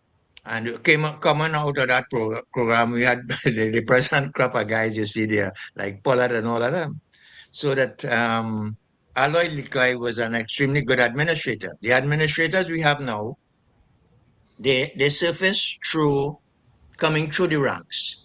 And from my observation, because I'm very involved in certain disciplines of sports still, and the leadership of the entry the national associations are not qualified for that type of job, and therefore the government, the ministry, I felt should, and in going forward, this would be my recommendation. For example, there are certain sports that are directly overseen by the sport company, I think about 10 or 12 sports, and then the balance of them. I think we have about 50 plus national associations. So about 10, 12 of them are controlled by the sport company, and the balance directly go to funding from the Ministry of Sport and Community Development. But what should happen? You see, we have this thing must be live. It can't be static. You can't establish something today and it holds for the next 5, 10 years. It is something that is very fluid. And what should happen is that, for example, the sport company, they should call, and they do call for this, but something is missing. You have to send in your strategic plan and your development plan and whatever else you have to the sport company or to the ministry. You have to send in that so that they have an idea. And you would say, okay, this is the types of funding I need. And then the sport company will tell you that we could only But have what done so about much. You have to get. if the sporting organizations don't have the capacity to create a mission statement, a vision statement, a strategic plan, a financial plan? Because a lot of the times, as you say, they come up through the ranks of players themselves, and they just don't have that capacity. It's not an innate skill very often. You have to go and learn it, or you have to bring people in to build that capacity. Yeah. So this is what I'm saying here now. So when they send in that, or if they send in and tell you, well, we can't meet because the sport company now should have an officer or two. If you're dealing with 10 sports, I would have two persons in the sport company and maybe two by the Ministry of Sport who will be hired. Take Atto Bolden, for example. Atto Bolden is extremely knowledgeable on sport, but he can't get in to any association based on the structure. And so he would have to most probably try and get in as a president, a vice president, whatever. He has to lobby this, that, that. But nobody's going to get him in there. So what should happen now, and this is why I'm talking about being fluid. You need to hire people like Atto Bolden into the sport company, hire them, and you say, you're right, you will deal with these 5 sports for me, and then so when they say, let us say, for example, track and field said, boy, we can't afford, we don't know how to do a strategic planning. When they meet with him, he will be able to say, okay, we will hire somebody and we will work with you. We'll develop your strategic plan for you. What you want, so and so and so. If for those who send it in, he will be able to tweak it and say, hey, you want to go to 5 different tournaments or so, we don't have the funding for that. So he comes, because of his knowledge, he will be the one now to work with the national sporting organizations and get their strategic plan and their development, part of the development plan being part of that, the funding, everything like that, the hiring of coaches, everything. And now we end with a thing. We will say, okay, we Trinidad and Tobago, we are only going to concentrate on 10 disciplines. We're not all over the shop. This is the funding for it. You know how much it costs a British athlete to just qualify for the World Cup? Over 2.5 million pounds was spent on one athlete in order to get a medal. But they had a plan and they say they wanted 50 to 70 medals, and they achieved the status and they did what they had to do. We have to get and tweak the sport company, tweak the Ministry of Sport, and let us drive it from there. We need quality people in the national associations. The national associations, I am sorry to say, they don't have the capability right now. I don't know anyone offhand. They might have outside there that I am not involved with, but from what I know, the majority of them, they don't have the capacity, and therefore we are wasting funding and we are killing our athletes and we are disappointing the nation. Well, we are a Well, small well, country. I'm just wondering if some of this capacity has to be imported, and that you may not be able to source it locally, depending on what kind of specialty sport you're looking at in the identified range. And do you have any objection to that? No, you're spot on. For example, when we started the Academy of Sports and Leisure Studies at the University of Trinidad and Tobago, you have to understand that the structure, you must have a pathway. So we start in primary schools, secondary schools, tertiary education. In the secondary schools, around 13 to 17, 18, you will join a club. and it runs simultaneously. You have a structure coming out of the best players, they go into the national age groups and you move up. Now, remember, I told you that there are 7 pillars, 7 components. One of those components will be the coaches. And at UTT, for example, we hired a volleyball coach that moved volleyball from 90 something when he came to within the first 30, the first 30, and we came onto the world stage. So where we lack coaching, we can hire that.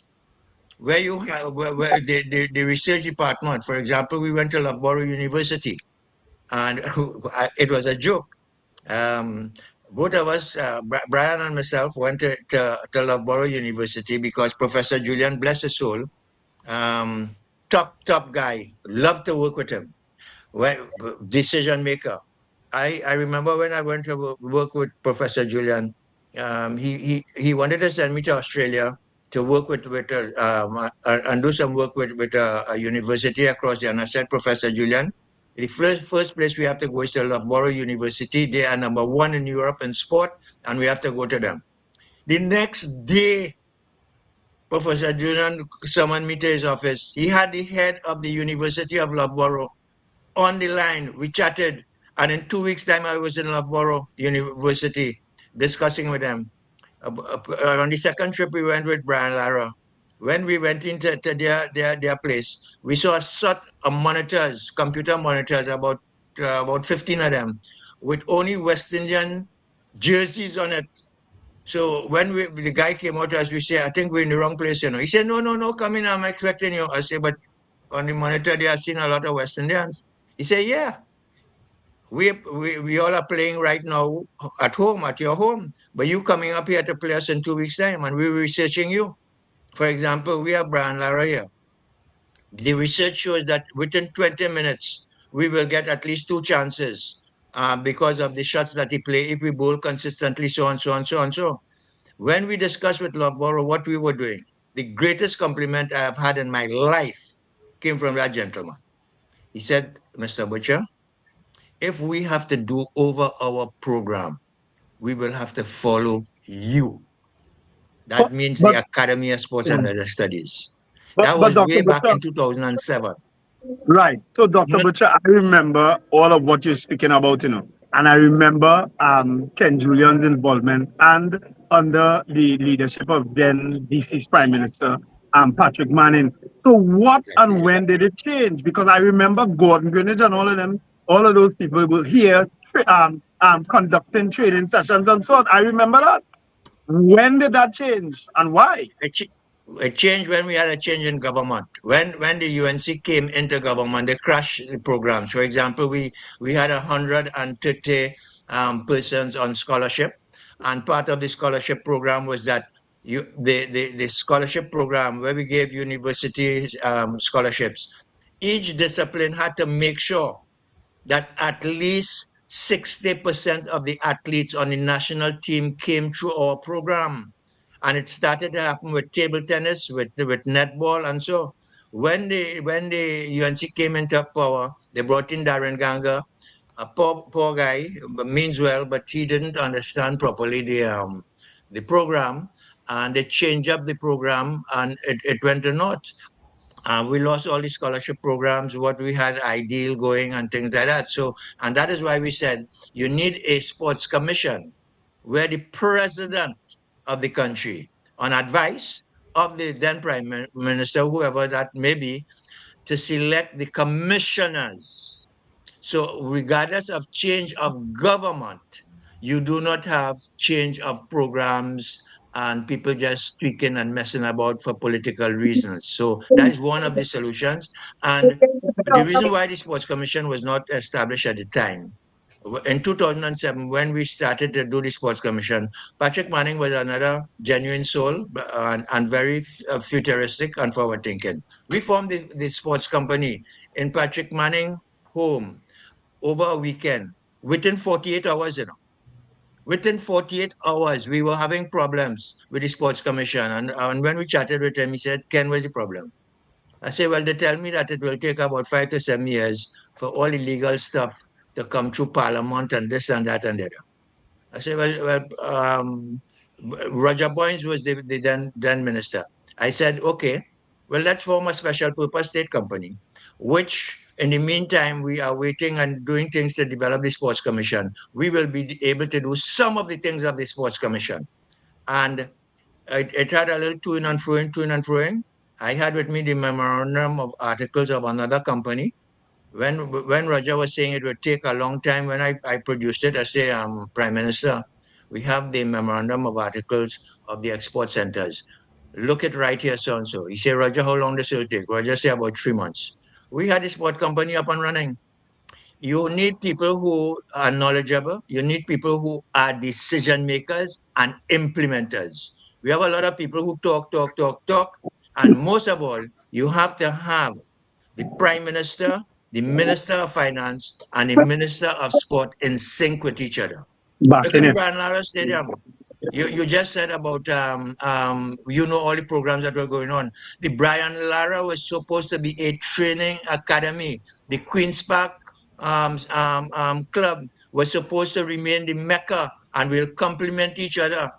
All of a sudden, they started competing with it. You have the Brian Lara Stadium. You are going to bring in Indian businessman to set up a center to develop athletes. So I was saying, I wonder where these people coming from, boy. It had to be Mars, because the Brian Lara Academy, we were going to use the Holdings and the Gordon Greenwich and all those top West Indian cricketers would come here and lecture, be employed here, and be the mecca. If you check the PNM manifesto, we are supposed to be the mecca for sport in the Caribbean, and it adds to the diversification of the economy. Sport is a billion-dollar industry, and we're looking for diversification. And sport, where we are natural and can be the hub of the Caribbean, first of all, and then be on a world platform competing with Loughborough and those guys. Up to now, we can't get off the Dr. ground. Butcher, And again, it is what is ad hoc. It is what are being your done ad hoc. thoughts? What are your thoughts on the issue of, because this is also part to me of the equation that must be addressed in a really comprehensive, holistic way. The role of the education sector in sporting development. We spoke about at length about the organizing groups. We spoke about the role of the state. Part of the role of the state is also ensuring that the education sector treats sport not as extracurricular like 50 years ago, but part and parcel and equal to physics, maths, chemistry, law, biology. What are your thoughts on that? You're dead on spot. And that is why I say you have a pathway. You have the pathway is from primary school to secondary school to university. And you go right up. But as I say, you see, in secondary school, look at the standard of football long time. I went to St. Mary's. I got to represent Trinidad and Tobago while I was still at St. Mary's School. The kind of coaches we had and the commitment of coaches. We had to train. Well, I give people a joke, you know. When I walked into St. Mary's College the first day, in my nice blue jacket, blazer, and wherever it is, and Father Valdez talking, I made a vow there and then I must play for this college. It wasn't about Morning, education. Pat. Morning. I'm trying to hide. Yeah, I say I must play for this college because of the reputation of the colleges in those days. So my stream was into sport, football and cricket. No, because at college level, you played against Malvern and Maple and Coles. By the time you reach 16, 17, 18 years, you are already at national level because you're playing against national players. So the secondary school in those times were crucial to the development of sport. No, we don't have that. We don't have that kind of structure. And again, it comes back to what is. I remember when I was in the sport company, there was one minister when they changed. There was one minister of education who didn't. He put a ban on the national associations getting involved in school sports. It's craziness outside there if you don't have the competent people, which I come back to are the commissioners that will be able to filter down. Now, the Minister of Education went to Jamaica and went where else to see sport. With all due respect, waste of money. Waste of money and time. You are a minister of sport. You deal with policy for me, please. Hire the people who will deal with the operation standpoint. They're two different uh, um, uh, streams there. So yes, the Ministry of Education and the Ministry of Education secondary schools are key. You need a big base there for and specialize. For example, one of the things that I feel that must be introduced, we did it at UTT. Some people say it's not a sport, some people say it's a sport, whatever it is. You see, chess should be played in every school. Every athlete at UTT, we were putting in the program whereby, and we brought on a chess coach from Cuba. Every athlete on scholarship must learn to play chess, because chess is a game where you have to strategize 2, 3, 4 moves ahead of the game. So it becomes second nature even in your life. Chess is important. Well, it develops critical that- thinking. Dr. Butcher, the other thing that I want to talk about, I mean, while we, excuse me, clearly have introspection and postmortems to do, we reference Jamaica a lot. Jamaica has been quite exceptional at the global standard. Even Jamaica has had challenges this year and are looking at introspection themselves because they did not medal the way they normally do at Olympic and World Championships. So what do you think happened there?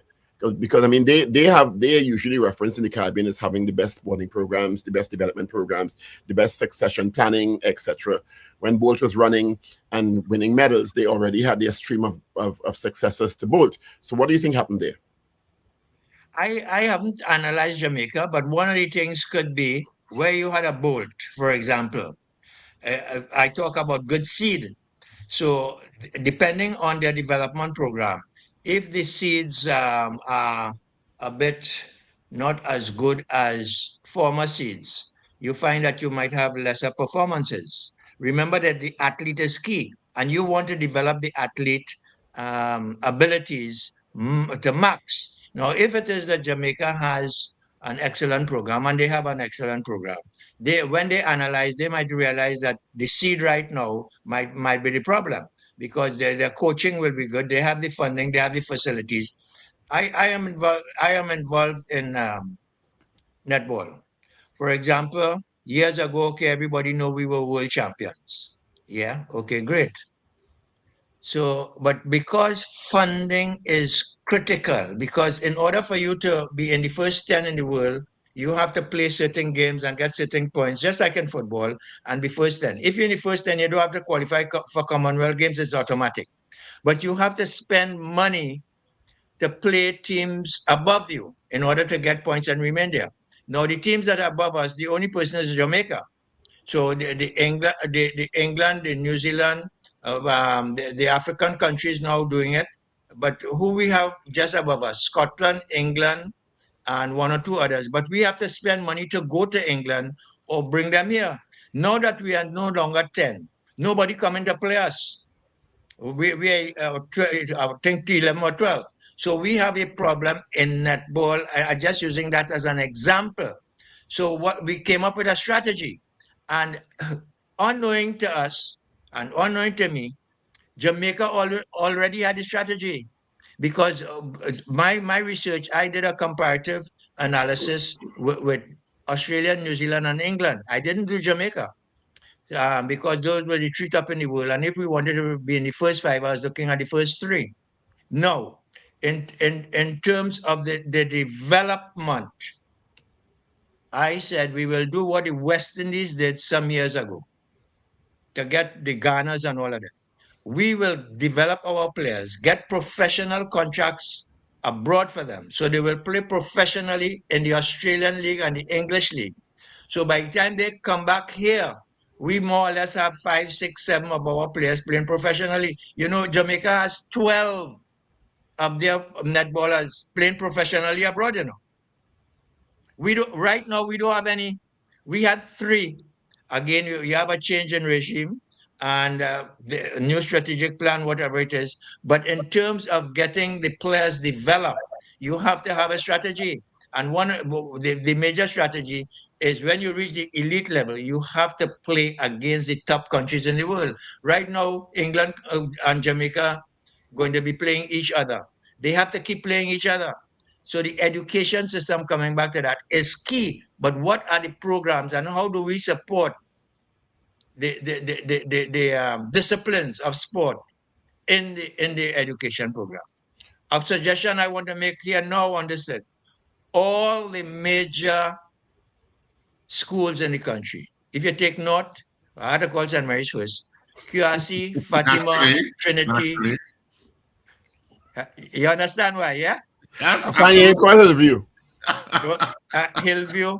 Me and your brother went Hillview, you know, so behave yourself. All right. So I was starting from the north, coming up, and then going down south. Okay. But all the top, because we have the Intercal Nostalgia Festival, where we have 15 top schools that are one of Intercal or something involved. So we have a nice program going. But one of our recommendations now is that every secondary school must have lights on it. Must have lights, because the way the thing is now, by the time 5 o'clock you're training, 6 o'clock you're training, your parents had to come for you. This one is a struggle.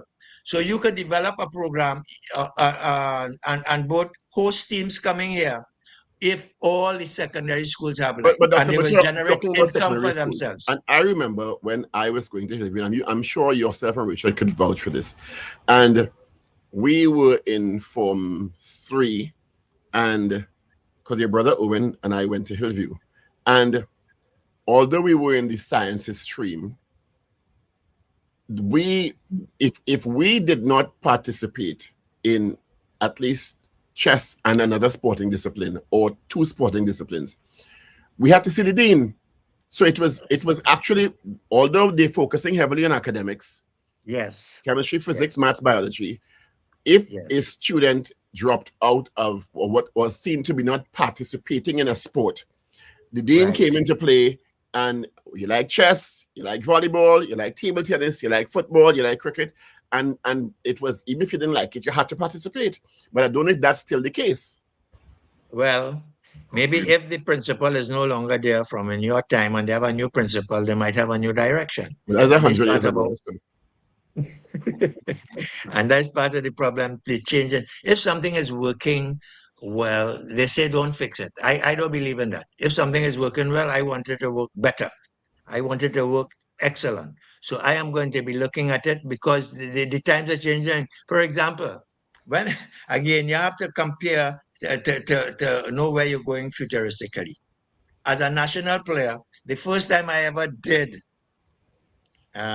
sprints, they had a German coach, Detmar Kramer, that came down here. And we had to do these shuttles. We are the national team training, and we are supposed to be fit. When we did the shuttles, by the time the 3rd shuttle going on the 4th shuttle, we wanted to vomit. He told us, go under the big salmon tree across there and do what you had to do and come back. Over the years, now I realized, based on training again, that you have to train the energy systems and you have to train them in a particular way. I can't train the anaerobic system before the aerobic system. And I can't go into that now. But in terms of training, it has developed so scientifically now that what happened years ago. So you have to keep on the ball. The science is there. It's coming at you all the the time. Opportunities? Next year we're hosting Carifta Games in April, I do believe. What are the opportunities in those sorts of events? Because we used to have N3As, Pan American Games. We hosted, I think, a big regional tournament last year, and then next year we're hosting the Carifta Games. using those, and just a program that's coming up after 8 a.m. newscast, we have Reverend Dr. Ivor Glouden with Dennise Demming, continue our discussion on sport and the importance of sport. What are the importance of those kinds of games, those hosting those tournaments for our athletes to be able to, as you said earlier on, compete against and become accustomed to competing with the best in the region and the best in the hemisphere, etc.? Well, that is extremely important. That's one of the cogs in the wheels, because our athletes and athletes performing on the world stage, they gain a confidence. For example, you have to be comfortable. We used to tell the UTT athletes and school them in certainly. When we started, when an American team come in, you looking at them in awe, the way they carry themselves. A confidence is exuding. They start to deal with your head psychologically one time. So you have to be able to deal with that. And these platforms are important for us playing at home and building and using our 12th man, as we say in most cases. So it is important for those platforms here. We get accustomed. I had a nephew that played for the United States in hockey. And when you saw his program, his 40-something programs that they had before the particular event, with his parents having to go all around the place with him. By the time they're ready, it is second nature. Your mental preparation, all of that goes into that. But again, we have a little challenge. The maintenance of our facilities are poor. Look at the Hazel Crawford. Look at the Jean Pierre. Look at Atto Bolden. Look at all of right now, they're not there. So we have to really, it's a number of things. But as I say, you want the minds. I spoke about one of the cogs as facilities. You want the minds to come, the best minds. Where's Larry Romani? Larry Romani is an outstanding administrator and knowledgeable. Former president of TTOP. Where is he today? We have people like Mark Mungal and these guys who are involved and knowledgeable outside there. Where are they? And don't think they don't want to serve. Okay. Is it that administrations from a political point of view see sport as a sort of secondary issue that they may have to give some sort of money to, but they don't see the strategic importance and the lens through which you see it? And that's the problem in terms of those things like maintenance of facilities, implementation, the rapidity of decision making, all of things which you referenced in terms of the history of accomplishing things in sports in Trinidad and Tobago. Well, you see, Trinidad and Tobago, we are a small place, 1.3, 1.4 million. And we have people who are passionate about sport. It's like professionals. We treat sport as recreation all the time. But it's when you look at the development of sport and sporting people around the world, is a business, is a profession. And therefore, what you can also do, when the politics change, you tend to want to give plums to this one and that one and the other one, and you're not looking at qualifications. What I would suggest, if from the president as commissioner, you advertise. You advertise. This is the person you want. These are the qualifications. You interview them and you get the best people. We have to separate the politics a little bit from the sporting disciplines, because you have a number of guys who are very objective. They love the thing. They are professionals in it. It's come like going to, you have a problem with your heart, and you're going to a general practitioner. What will happen? You're dead in the morning. So that is exactly what's going on here now. You have professionals who people are not going to. They're not running the organizations. They're willing. But at the end of the day, you have general practitioners who are not qualified. So this is the results we are getting here now. Well, Unqualified and people. we're going to have a lot of We say it in discussion. local panels, we say square peg and round hole. And we have a lot of discussion for you next month. And then we move on. Dr. Butcher, thanks for being with us. Yes, Thank you. Yes, Always Bye-bye. appreciate you being with us. Thank you so much. Very interesting conversation. Thank you. Thank you, Ken. all the best to you, Ken. Kenneth Butcher, former Minister of Sport, actually served in quite a number of ministries. Upcoming up after the 8 a.m. news, we'll continue our discussion in sports with Reverend Dr. Ida Cloud and Dennise Demming will host Power Conversations. You'll have a great day. Be safe. All right.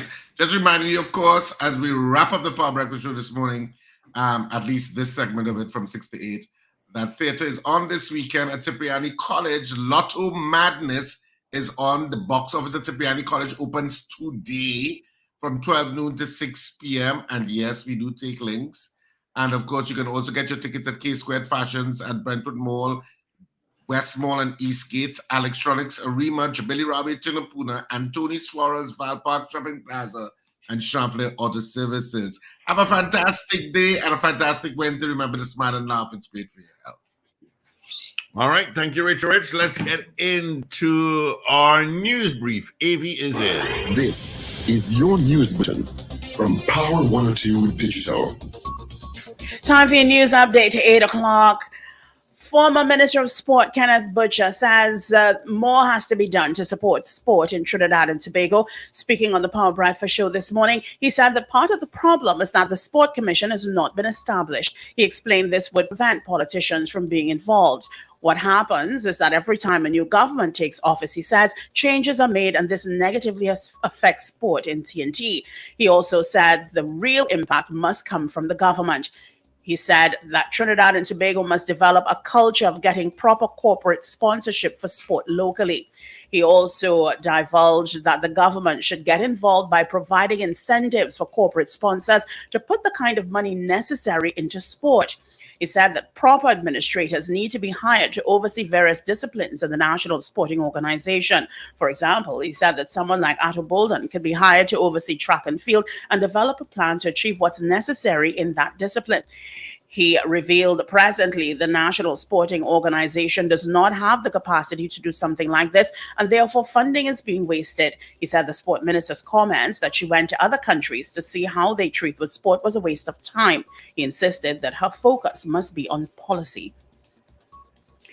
There has been an admission, meanwhile, that focus must be placed on youth development, targeting the primary school system in a bid to nurture and foster the growth of persons who can excel in various sporting disciplines. This point was made by Minister of Sport and Youth Affairs Shamfa Kujo in response to a question posed to her during a news briefing held on Tuesday. She's hoping the concept gets the backing of principals, teachers, communities, and intuitions or institutions such as the University of Trinidad and Tobago. It was also disclosed government provides development funding, rewards, and incentives to national athletes. 441 notices have been issued to homeowners found to be in breach of the Health Ministry's guidelines to keep a mosquito-free environment. Minister of Health Terence Dennise revealed this while speaking at a news briefing on Tuesday morning. He claimed the citizenry has not stepped up to the plate in the fight against the dengue virus. The minister responded to a question concerning the responsibility of the Health Ministry and regional corporations in spraying for the mosquitoes throughout various communities. He said Insect Vector informed him spraying, whilst it is done on a rotational basis every three to 4 months, is not done indiscriminately. Laboratory confirmed cases for dengue fever is at 813, while the number of confirmed laboratory deaths is 8. And police say they have struck a major blow against crime in Tobago. In a statement on August 13th, police said 2 key suspects were charged under the Anti-Gang Act. The 2 individuals are prisoners. Two other suspects were also detained and are facing serious charges for possession of narcotics and ammunition. This marks a powerful step forward to curb the recent uptick in criminal activity on the Sister Isle. It's sad. Theron Agard, aka H-Man, was charged with being a gang leader under the Anti-Gang Act. He was also charged with conspiracy to rob. Marcus Harvey, aka Banton, was charged with being a gang member and conspiracy to rob. Meanwhile, Justin Jr. Melville, aka Mad Dog, was charged with possession of marijuana for the purpose of trafficking on August 9th. Well, that was your update to 8 o'clock. Look out for news in full at 12 noon.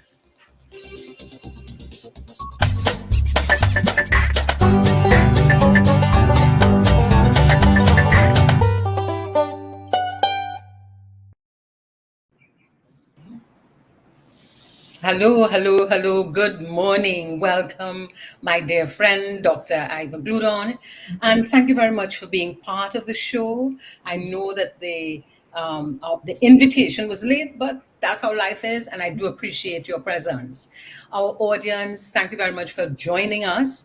Remember that this program is called Power Conversations, and today we're thinking of the rich history that Trinidad and Tobago has, and how could we make a difference to our country. If you wish to call us, please dial 222 talk. That's 222-8255.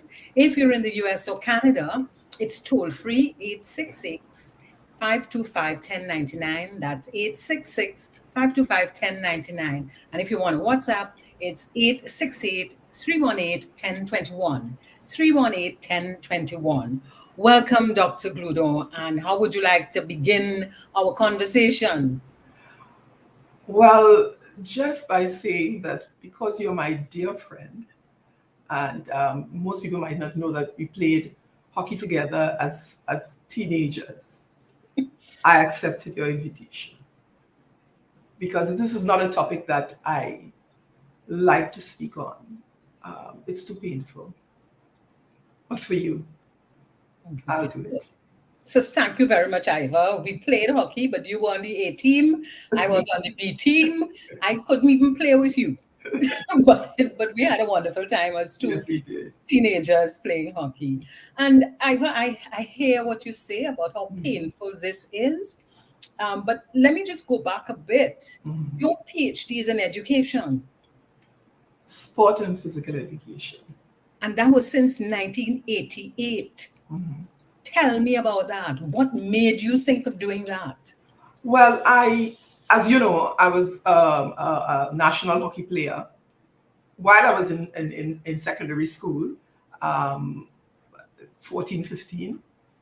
And I was the young one on the team and would be playing in all these tournaments. But I remember once we had a school tournament in Trinidad and Tobago, and we were playing on the big open field in UE.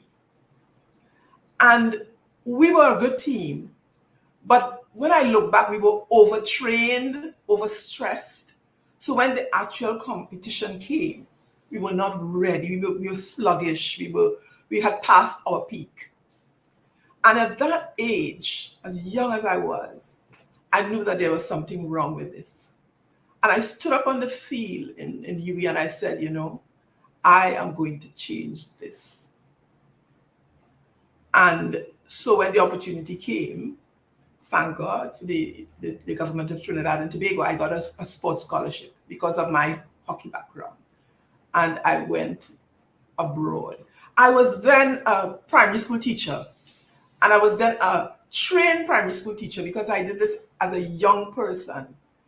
And when I got to the University of Illinois, they just embraced me.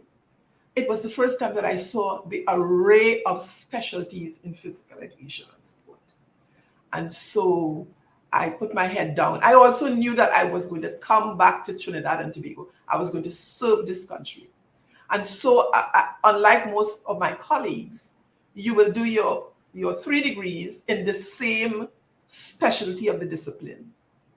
But I didn't do that. My first degree was in physical education, bioscience. My master's was in sport and physical education, administration.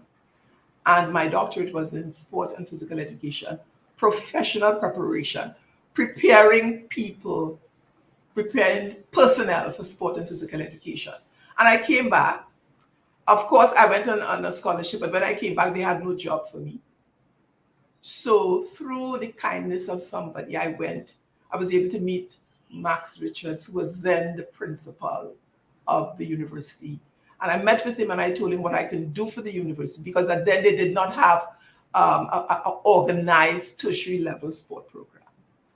And then he called his senior people and they spoke to me and they gave me the opportunity to design a program for them, which I did in a year. And then they hired me. Hence, to be back on that same field and build SPEC, the Sport and Physical Education Center, and to design all of the programs because I was the only one at the time. I had no colleagues. So it was that kind of circle that brought me back and brought me into this field. So, Ivor, what I'm hearing is a very diverse background, and your master's was in sports administration, and then your PhD had to do with performance. If you had to make a decision about something, let's say the world just gave you an opportunity, where would you function? And don't tell me you're just vexed with them, so it's functioning nowhere.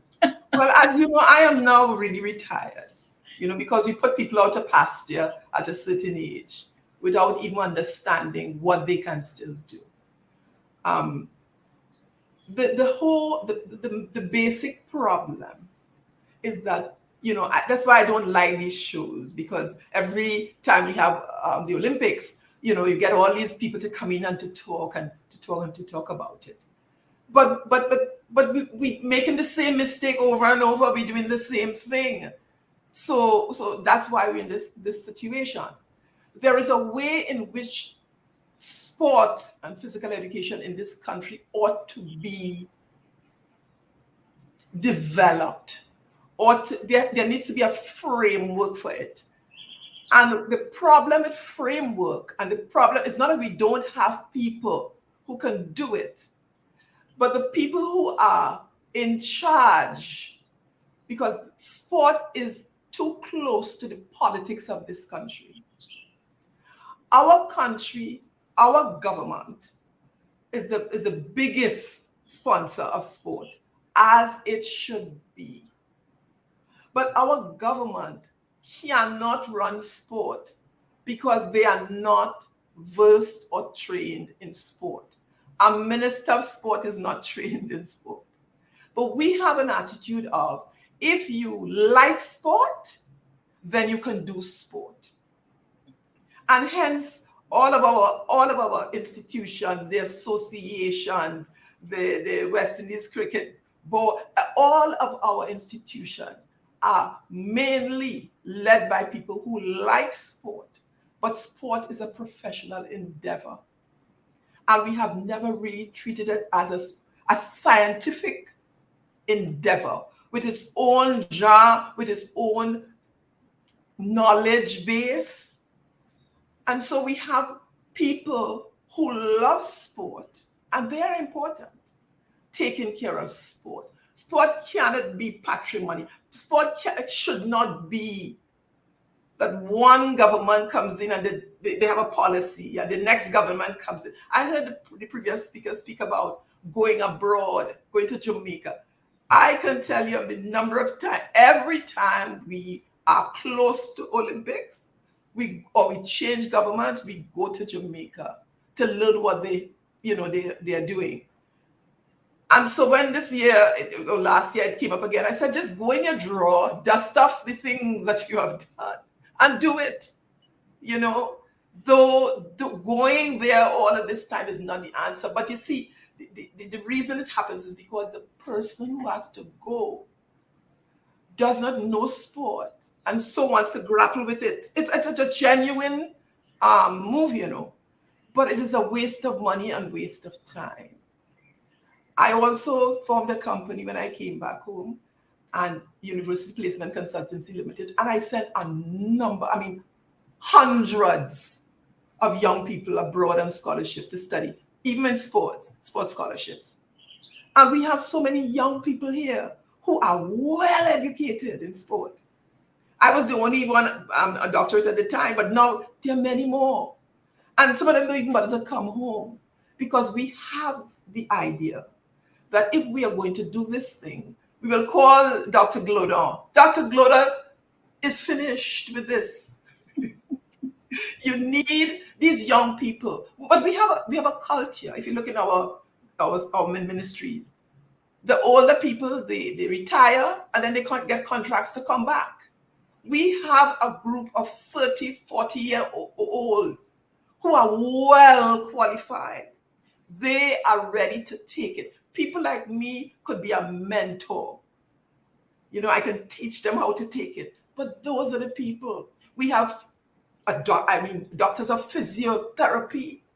We have sport people, doctorates. We have many of them. We have many of them trained properly, but we are not using them because we have some of the most archaic ideas of sport facilities, of where we should go and what we should do. So I predict that after the next Olympics, we will be having this conversation again. Unless we move. It's right for us to move because we will continue to not be successful, not only in the Olympics, but in all of our sport, because we don't understand that sport is a business, sport is a science, sport it has its own job. Sport has to be run at the highest level of professionalism. Yeah.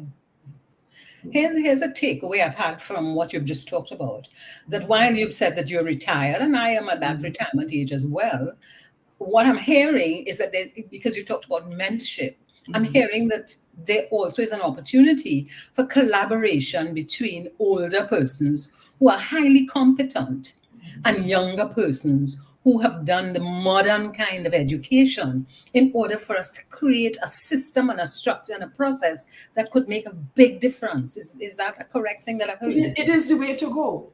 But when you have a country like ours where the government is so close to it, people get jobs because of who they know. People, we don't understand. We are so strident with each other. And I know it in my case, I have served all because I want to see. My passion is sport. My passion is not politics. It is sport. So I serve all, any capacity. But if you serve one and then you serve another, then you are ostracized. The politics is too close. It's too close to sport. And it's so, I don't even want to speak about the athletes because I know the pain as an athlete. They did their best with what they had, and the pain of knowing that they can do better, but not being able to do it. Because people don't understand, as you send a thrower, as you send a jumper, you have to send their coaches. They have to, they have to be ready for it. So many of our athletes are injured because they have not had the help of a true trainer and a true physiotherapist and a true sports doctor to help them not to be injured. If you take an injured person to the Olympics is 4 rounds, 3 rounds, 4 rounds. If it was one race, they would be okay, but by the 4th one, that injury will show its face.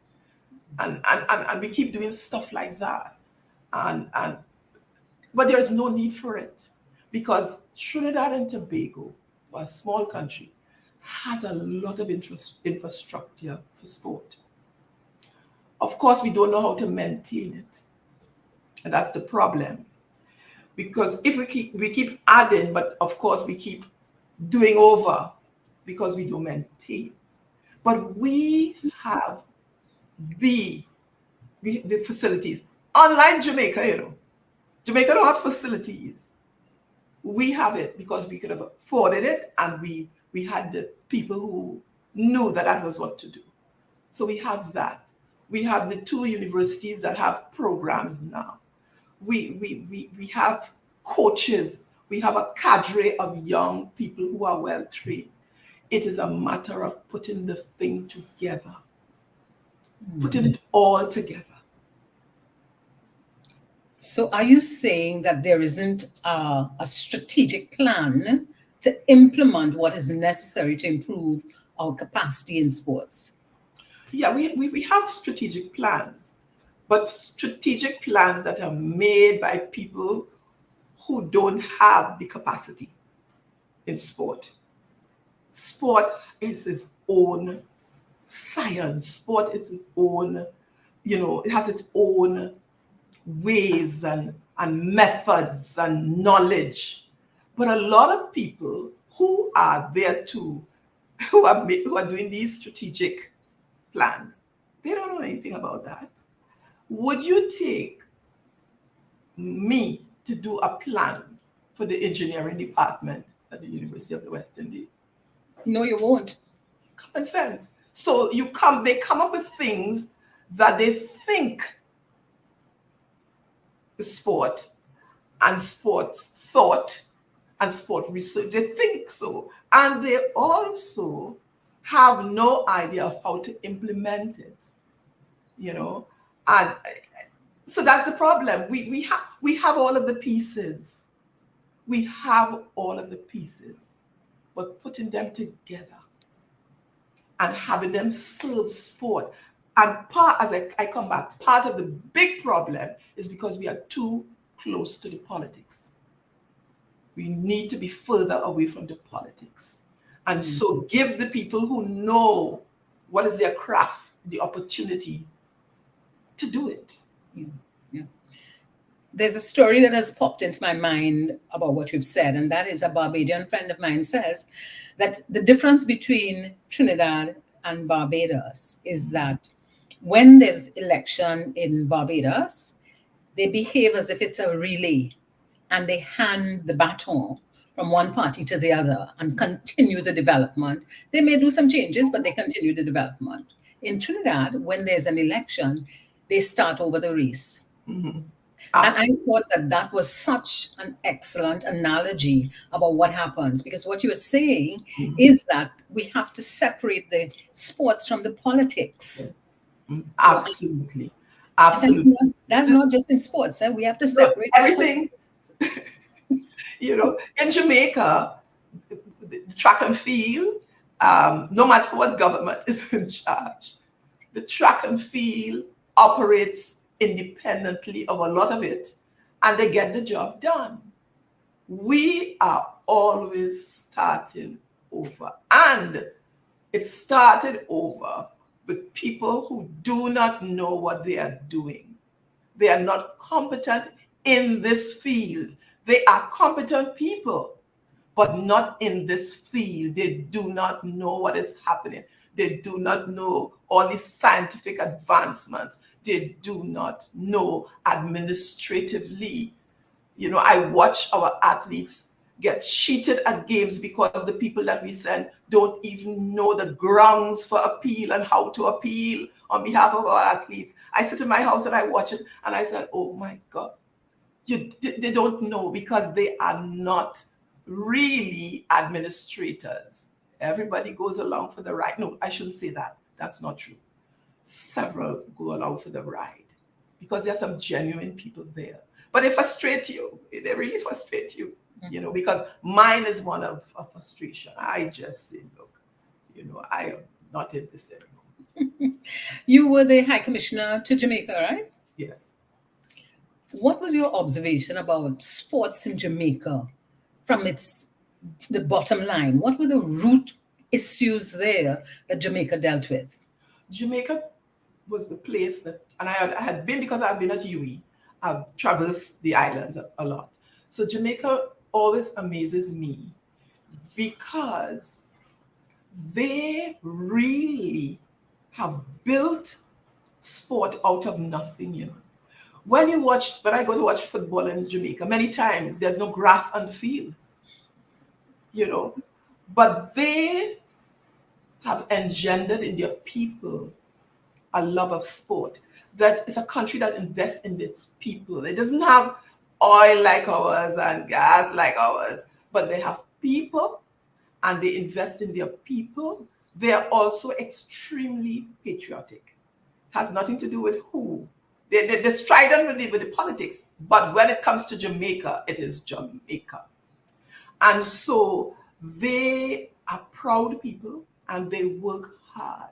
They are hungry. You know, sometimes our problem is that we have too much.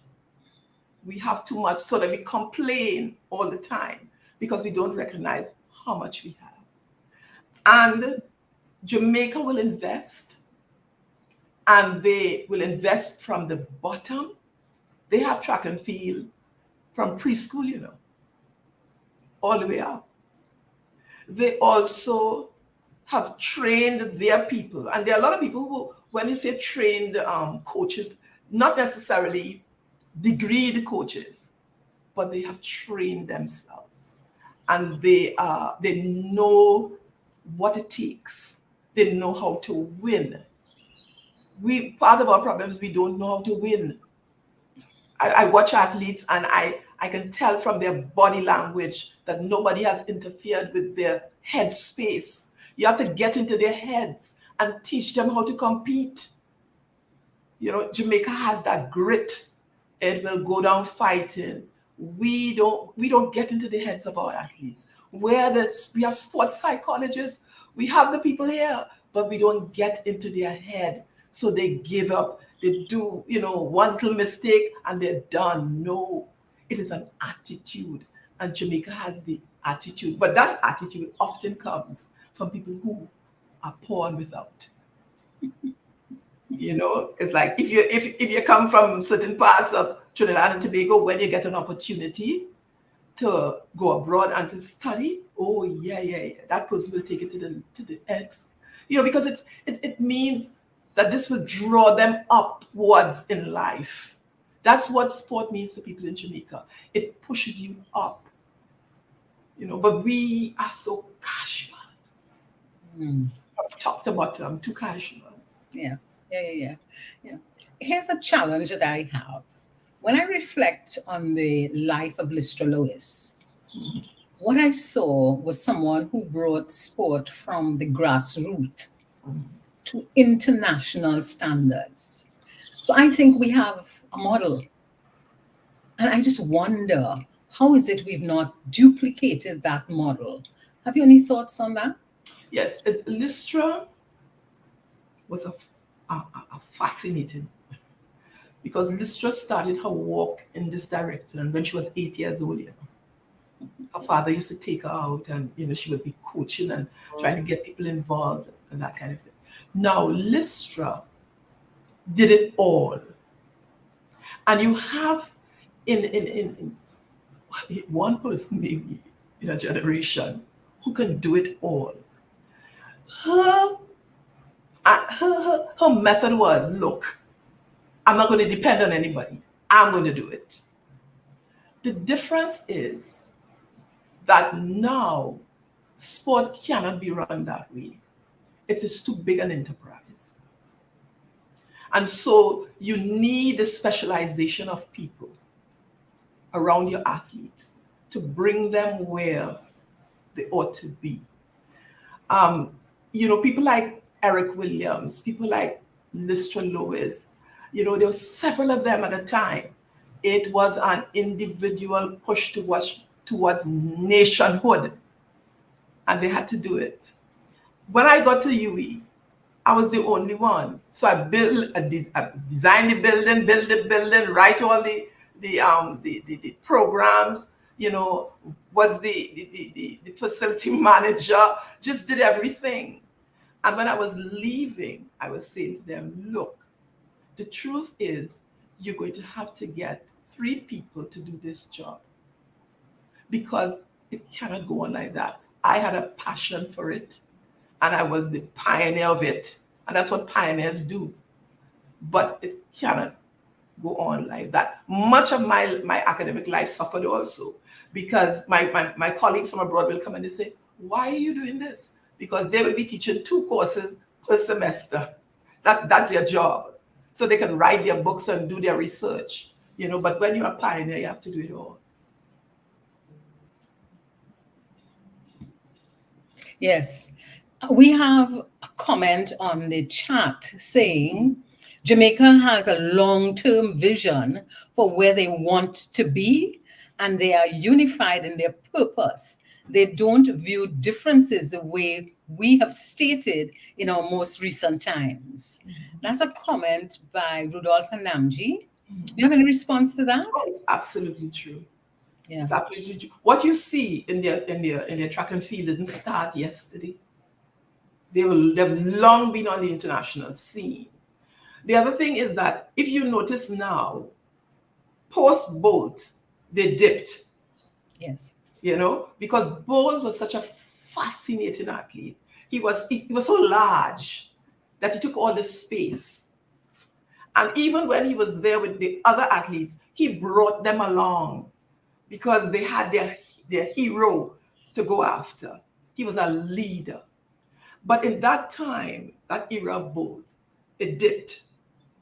But never you mind, they have a long, long, deep bench. So you're going to see them again. Yeah. We are always starting over. And what we do sometimes, because we don't have that bench, because we don't invest from elementary school to secondary school, you know, I played national hockey in secondary school. Hockey is for young people. Sport is for young people. You know, sports not for old people. But what we do is, if you notice with our athletes are the same people for a long time because nothing is coming up in the pipeline. There are ways to do this. There are ways. We have everything before us. We have all the systems, we have our schoolworks, everything. We have everything before us.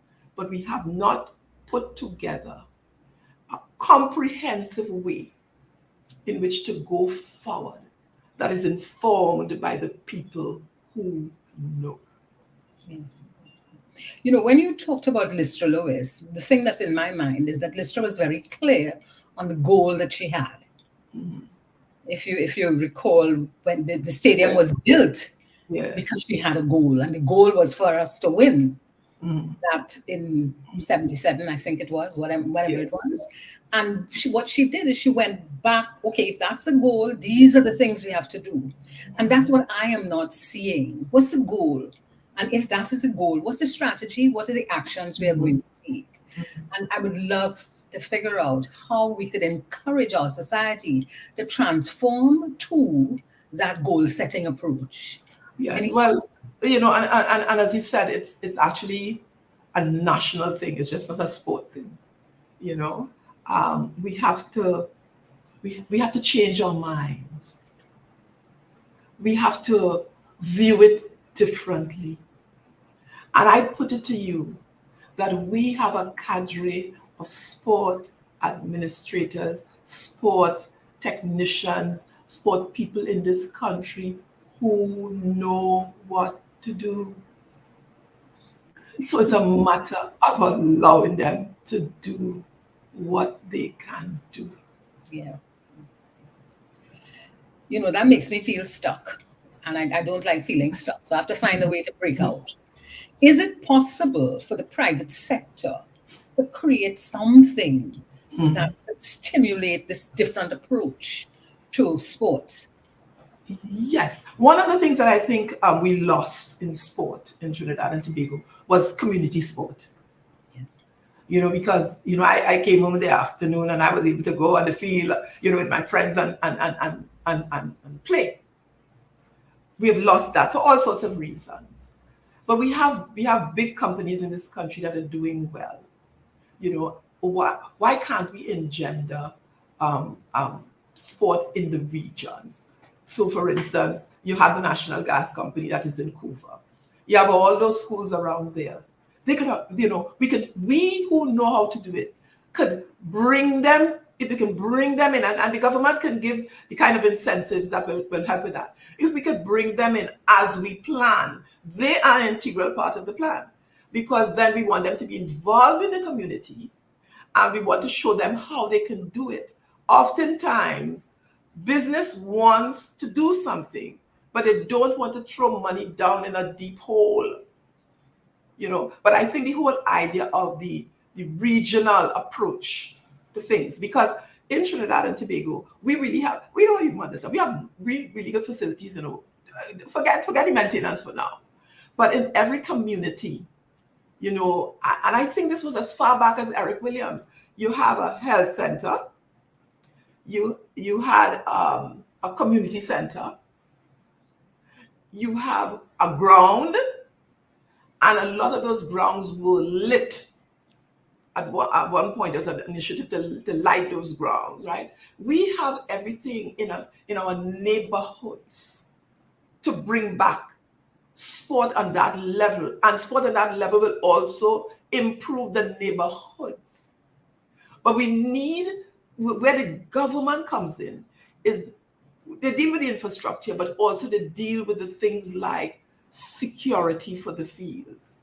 You know, who's going to look, you know, to make sure that the children are well secured in the evenings.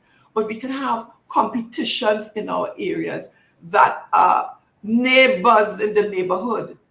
We don't have neighborhoods anymore. But if one set of a group in the neighborhood plays against another group, you engender a lot of the kinds of feelings that we need to have that would bring us to be more cohesive and that would bring us into much more of a national identity. So certainly there's a place, and the place cannot be when we win an odd gold medal, you want their money to come and you want them to come out to the airport. That's not. And they don't want that either. They want to be invested in the thing. But when they invest, there must be continuity. There must be space for that. And that is what we need. We need to bring, sport is a lot of fun. Sport is healthy. You know what our budget is for diabetes, high blood pressure, and cancer treatment. You know the kind of money we spend. You know the number of people who are ill.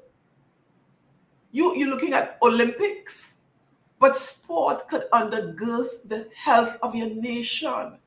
And if people are healthy, you have a bigger pool to pull from for your Olympics and your regional competitions. But really, it is about making your citizens healthy. And we are an unhealthy bunch because we have stopped playing. Yeah. Life has changed on us. Yeah. We are increasing in the non-communicable diseases, and there's a relationship with that and our lack of activity, and that will continue unless we change that lack of activity and start to have a lot more activity in schools. Have you any comments on the kinds of activities that we do in school? So for example, when people have that sports day, generally what I see is they do a bit of training 2 weeks before the sports day. Yes. As opposed to development. Any comments? And we spend weeks and months making the uniforms to march in. That's what we do. Yeah, but in school, that's wonderful. I mean, that's wonderful. And it's unique to us. I mean, so it's great. There's nothing wrong with that. But in schools, we need to find a way to get, the physical activity back into schools in an organized form. And I remember what happened to people like me is I started off as a primary school teacher. I taught in Quarry Street. I taught in Mova, Chinipu, Mova. I taught in Carenage. I taught in Digomarty, Government, and Diamond View. So I taught in some areas as a 17-year-old, 18-year-old going out. These were new things to me. I didn't live that life. But what happened is in those areas, if we just pull children together through sport, a lot more will go well for us. Not only sport, but life and living. That's what Lystra had. Lystra had netball playing to every corner of this country. Every corner. Every school, one woman, every school. We have dropped the ball with activity from the primary school and more so in the secondary school, because by the time we were in secondary school, we were playing big time hockey. We were playing again. We were in a club. We played for our school. One match at 2 o'clock, and then we changed our clothes, and at 5 o'clock we played for the club. Sport thrives off of practice. You have to practice sport. And this is an opportunity, and you can get young people involved in sport. Sport, we did nothing else but sport. Remember, we played in the hot sun? Yes. It was one of Saturday. We didn't have time to go look, for this drug and that drug. We were well sustained by our sport. So it helps in a lot of things. It helps in camaraderie. Our friends today are the same friends that we played with since we're 10 years old, so it builds community, and so when you do that and it comes through the pipeline, the Olympics will be a breeze because you have a larger pool to choose excellence from, because you want everybody active, but then you choose those who have an excellence in them, and then you bring them. But we want we want the shortcut. Another thing that I think I want to talk about is that we need to look at our fitness and conditioning programs. Injuries come because you're not well conditioned, And one of the things that I think we need to have is a sports performance center for the highest level of people to get into a place where there's the equipment, where there's the doctors, the psychologists, the nutritionists, everybody to holistically deal with that athlete. We can do it. We don't have to build another building to do it, We can do it because a lot of our stadium and stuff that's underused, but we can do it. So we need some of these centers of excellence, just a performance center for the highest athletes to train and to get what they need. Oftentimes they have to go abroad for it, but these days we can bring it to us, and we can do it. And so when they go out, because a lot of times I look at the football team. I was looking at a game the other day. Basically, the athletes don't know how to kick a ball. They've not been taught how to kick a ball properly. Kicking a ball properly means that you could kick it under any circumstance. You could kick it falling down and score. But we don't teach the basics because it didn't come through the experiential ways of school. They don't know the basic, but they play national. You have to have the basics. So what I'm hearing you say is that we need to have a lot more of the root training.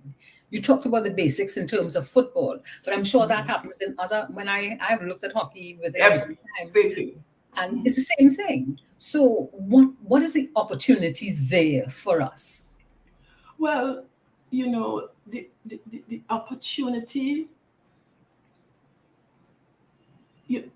we should do a simple thing like, make a count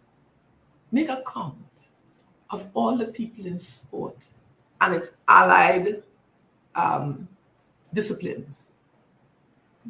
Make a count. Get name and number of all those people. I think we will be shocked. Make a count of all of them who have stayed abroad because they can't get anything here to do. We will be shocked.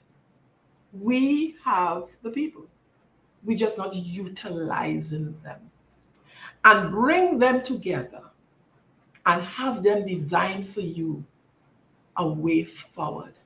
It does not mean that you exclude the Ministry of Sport and the minister. It does not mean that you exclude sport company or the politicians. It doesn't mean that. But we need our planning needs to be undergirded by people who know.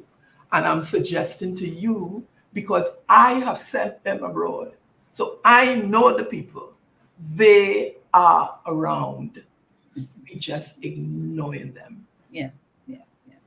Well, during COVID, our Prime Minister said that the country had to issue 300,000 passports to people who are abroad. Mm-hmm. So it means we have the data. Mm-hmm. We have that as the start of the data, and that could give us an opportunity to identify those who are involved in sports, mm-hmm. and then be able to develop from that. Because I think, as he said, we have the data. But here's something that I'm curious about. What kind of teachers who teach in schools, mm-hmm. are they trained to even develop children into sports or identify talent that you're seeing? Do you know anything about that? No. What happened is, I remember actually I was trained in the Port of Spain Teachers College, which no longer exists, as a primary school teacher. And everybody had to choose a area of concentration. And there are quite a few people that choose physical education. But when they got into the primary school, they were not allowed to do physical education. They were not allowed to do sport. And for those even who were allowed, it was always on their dime. A lot of sports people dip their hands into their own pockets to fund these kinds of initiatives. It was not allowed in a particular way. Now, and then there are a lot of people who got degrees in physical education, but because they had a degree, they could not work in the primary schools because they would lose their pay rank. In the secondary school, they can make X amount of dollars, but that was not allowed to happen in the primary school. So even people who wanted to go back there, for economical reasons, they couldn't go back. So it's a question of looking at it. We need to put an emphasis on it. And we had at one point, but then more and more they are breaking down, and we don't have it anymore. So we need, again, we have at UWSpec, I remember the last thing that I did before I left, we trained 100 teachers. It was the first time that teachers in Trinidad and Tobago got a degree in physical education. 100 teachers from all over Trinidad and Tobago. And we had a cadre of international people who came in, and helped us to plan and to do it. And there were understudies to them who were supposed to take over. And do you know what has happened? I say nothing. Okay, Ivor, so as we have another 10 minutes or so to go, what are some of the issues that you would like people to remember from this conversation? Well, I think that, people ask me, what it is we have to change so that we could do better in the 2028 Olympics. I've been asked that. And I said to them, therein lies the problem. You think you could solve our problems in 4 years. We need to have a long-term strategy and long-term preparation. We're going to see, except for maybe, we will get a couple of excellent people, but we may see the same thing in 2028. And so I wanted us to understand the timing of what we have to do. The other thing I wanted people to understand is that the time to start is now, not the year before the Olympics. The time to start is now. The cost of preparing elite athletes is tremendous. Tremendous. Just their health issues, tremendous. Do we understand what it will take? And then how we will get it? Because the government can't be drained all the time. There are ways in which we can get it, right? But we have to plan for it. I would really like the people who could make the change, I would really like them to consider a high performance center for elite athletes. And it might not even be only for Trinidad and Tobago elite athletes. It might be a little bit of sports tourism that it could come from the rest of the Caribbean. Because the young lady who won the 100 meters in St. Lucia, she was targeted and she was sent to school in Jamaica. So she competed all of her school life in Jamaica. And then she went to the United States for the university. So you see, even though St. Lucia may not have had money to help her, they found a path, which was go to the place in the Caribbean that's not too foreign to her, for her to hone her skills. She didn't just come out of nowhere. She didn't just come out of nowhere. 10, 11 years, you go high school, and then 4, 5 more years at university. She didn't come out from nowhere. It didn't just happen. So that's the kind of thing that I would like us to think about. And maybe the government too could start to think about how they can step back, help in sport, but what they do forward. Maybe the Ministry of Education, because the minister is the person who you have to, whose ears you whisper in, and where the policy lies. But if the staff at the Ministry of Sport could be really sports people, you see, it is a ministry, so you have people from the public service. But I think you need in there people, all those people I told you about who are in sport, they should be working in there. Some of them, because they can inform her. They can inform her. They can dust off all the things that we did years ago and show it to her, because they stay in the ministry for years. The ministers come and ministers go, you know. So maybe we can think about redesigning our Ministry of Sport in a different way, and thereby allowing them to serve us better. Lovely, lovely. There's something you've just raised, and that is the potential for foreign exchange, for earning foreign exchange based on sports. And I think Trinidad has that potential because we have so many different. So, for instance, we have that cycling velodrome that if we had an international activity there, you would have people coming in. And I'm sure we could think of all kinds of other spaces that we have, that if we just transform those spaces and had international activities there, we could earn some foreign exchange. Any thoughts on that? Yes. The Ministry of Tourism is putting together, as you speak, a sports tourism proposal. And I think that's a very healthy thing that they're doing. The thing about all of this is that, yes, we could make those dollars, and yes, we could utilize all those facilities that we're not using to optimum level, but there are other things which are key. Security is key. Health services, key. Because all it takes is one athlete to get shot here and nobody will come back.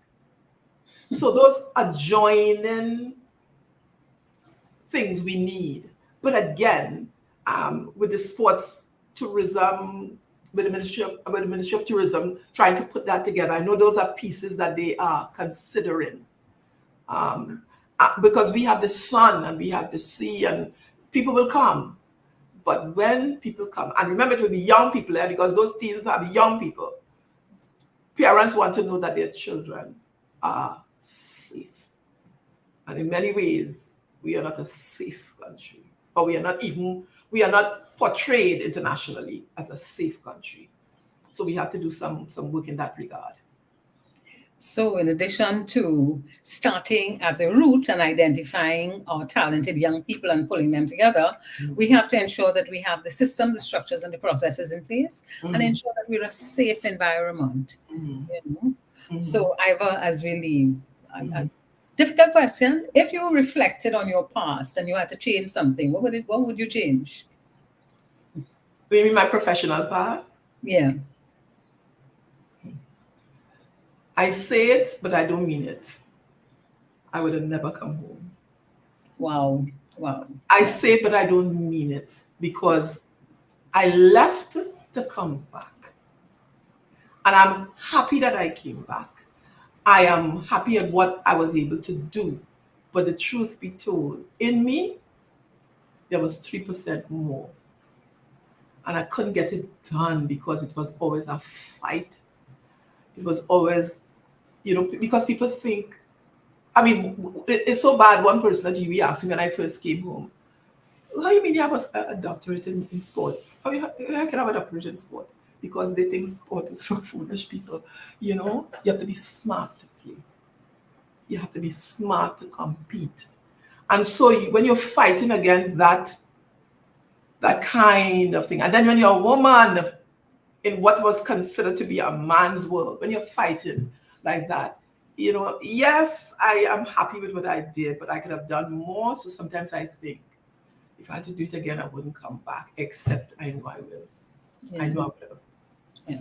Well, I'm so happy to hear you say that although that's how you felt, you did come back, because I want, if we have foreign people or Trinidadians who living abroad, listening to this conversation, I don't want them to think I'm not coming home. I want to see more of our young people, because our young people are doing so well abroad. I would love to see more of them come home. So there has to be some kind of incentive for them to come home and to make a contribution to our country. So Iva, thank you very much. And what is your parting statement? Well, I do hope, and I continue to hope, that this is not a talk shop. That I know you have an array of people coming on now, because this is the time you will call everybody with sport to get a comment. But I really would like to see us realize our potential.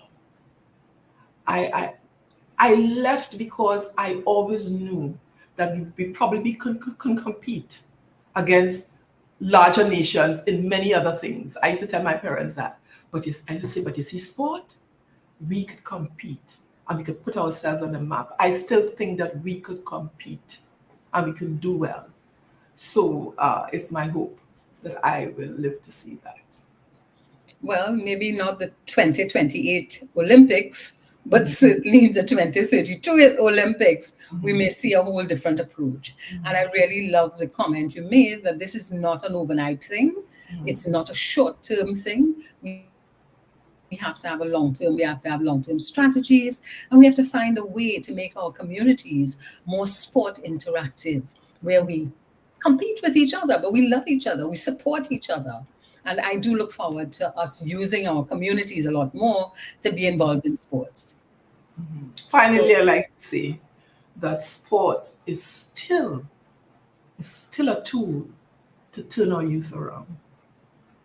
It still remains a tool because people love to play. All kinds of people love to play. It is a way forward for our youth, and our youth are in trouble. Thank you very much, Reverend Dr. Iva Gloudon. Thank you for being with us this morning. And to our audience, we sincerely hope that you would have taken away some stuff from this, and that sports could become really instrumental and make a difference to our society. Thank you very much, and goodbye. See you next Monday for Power Conversation. Thank you very much.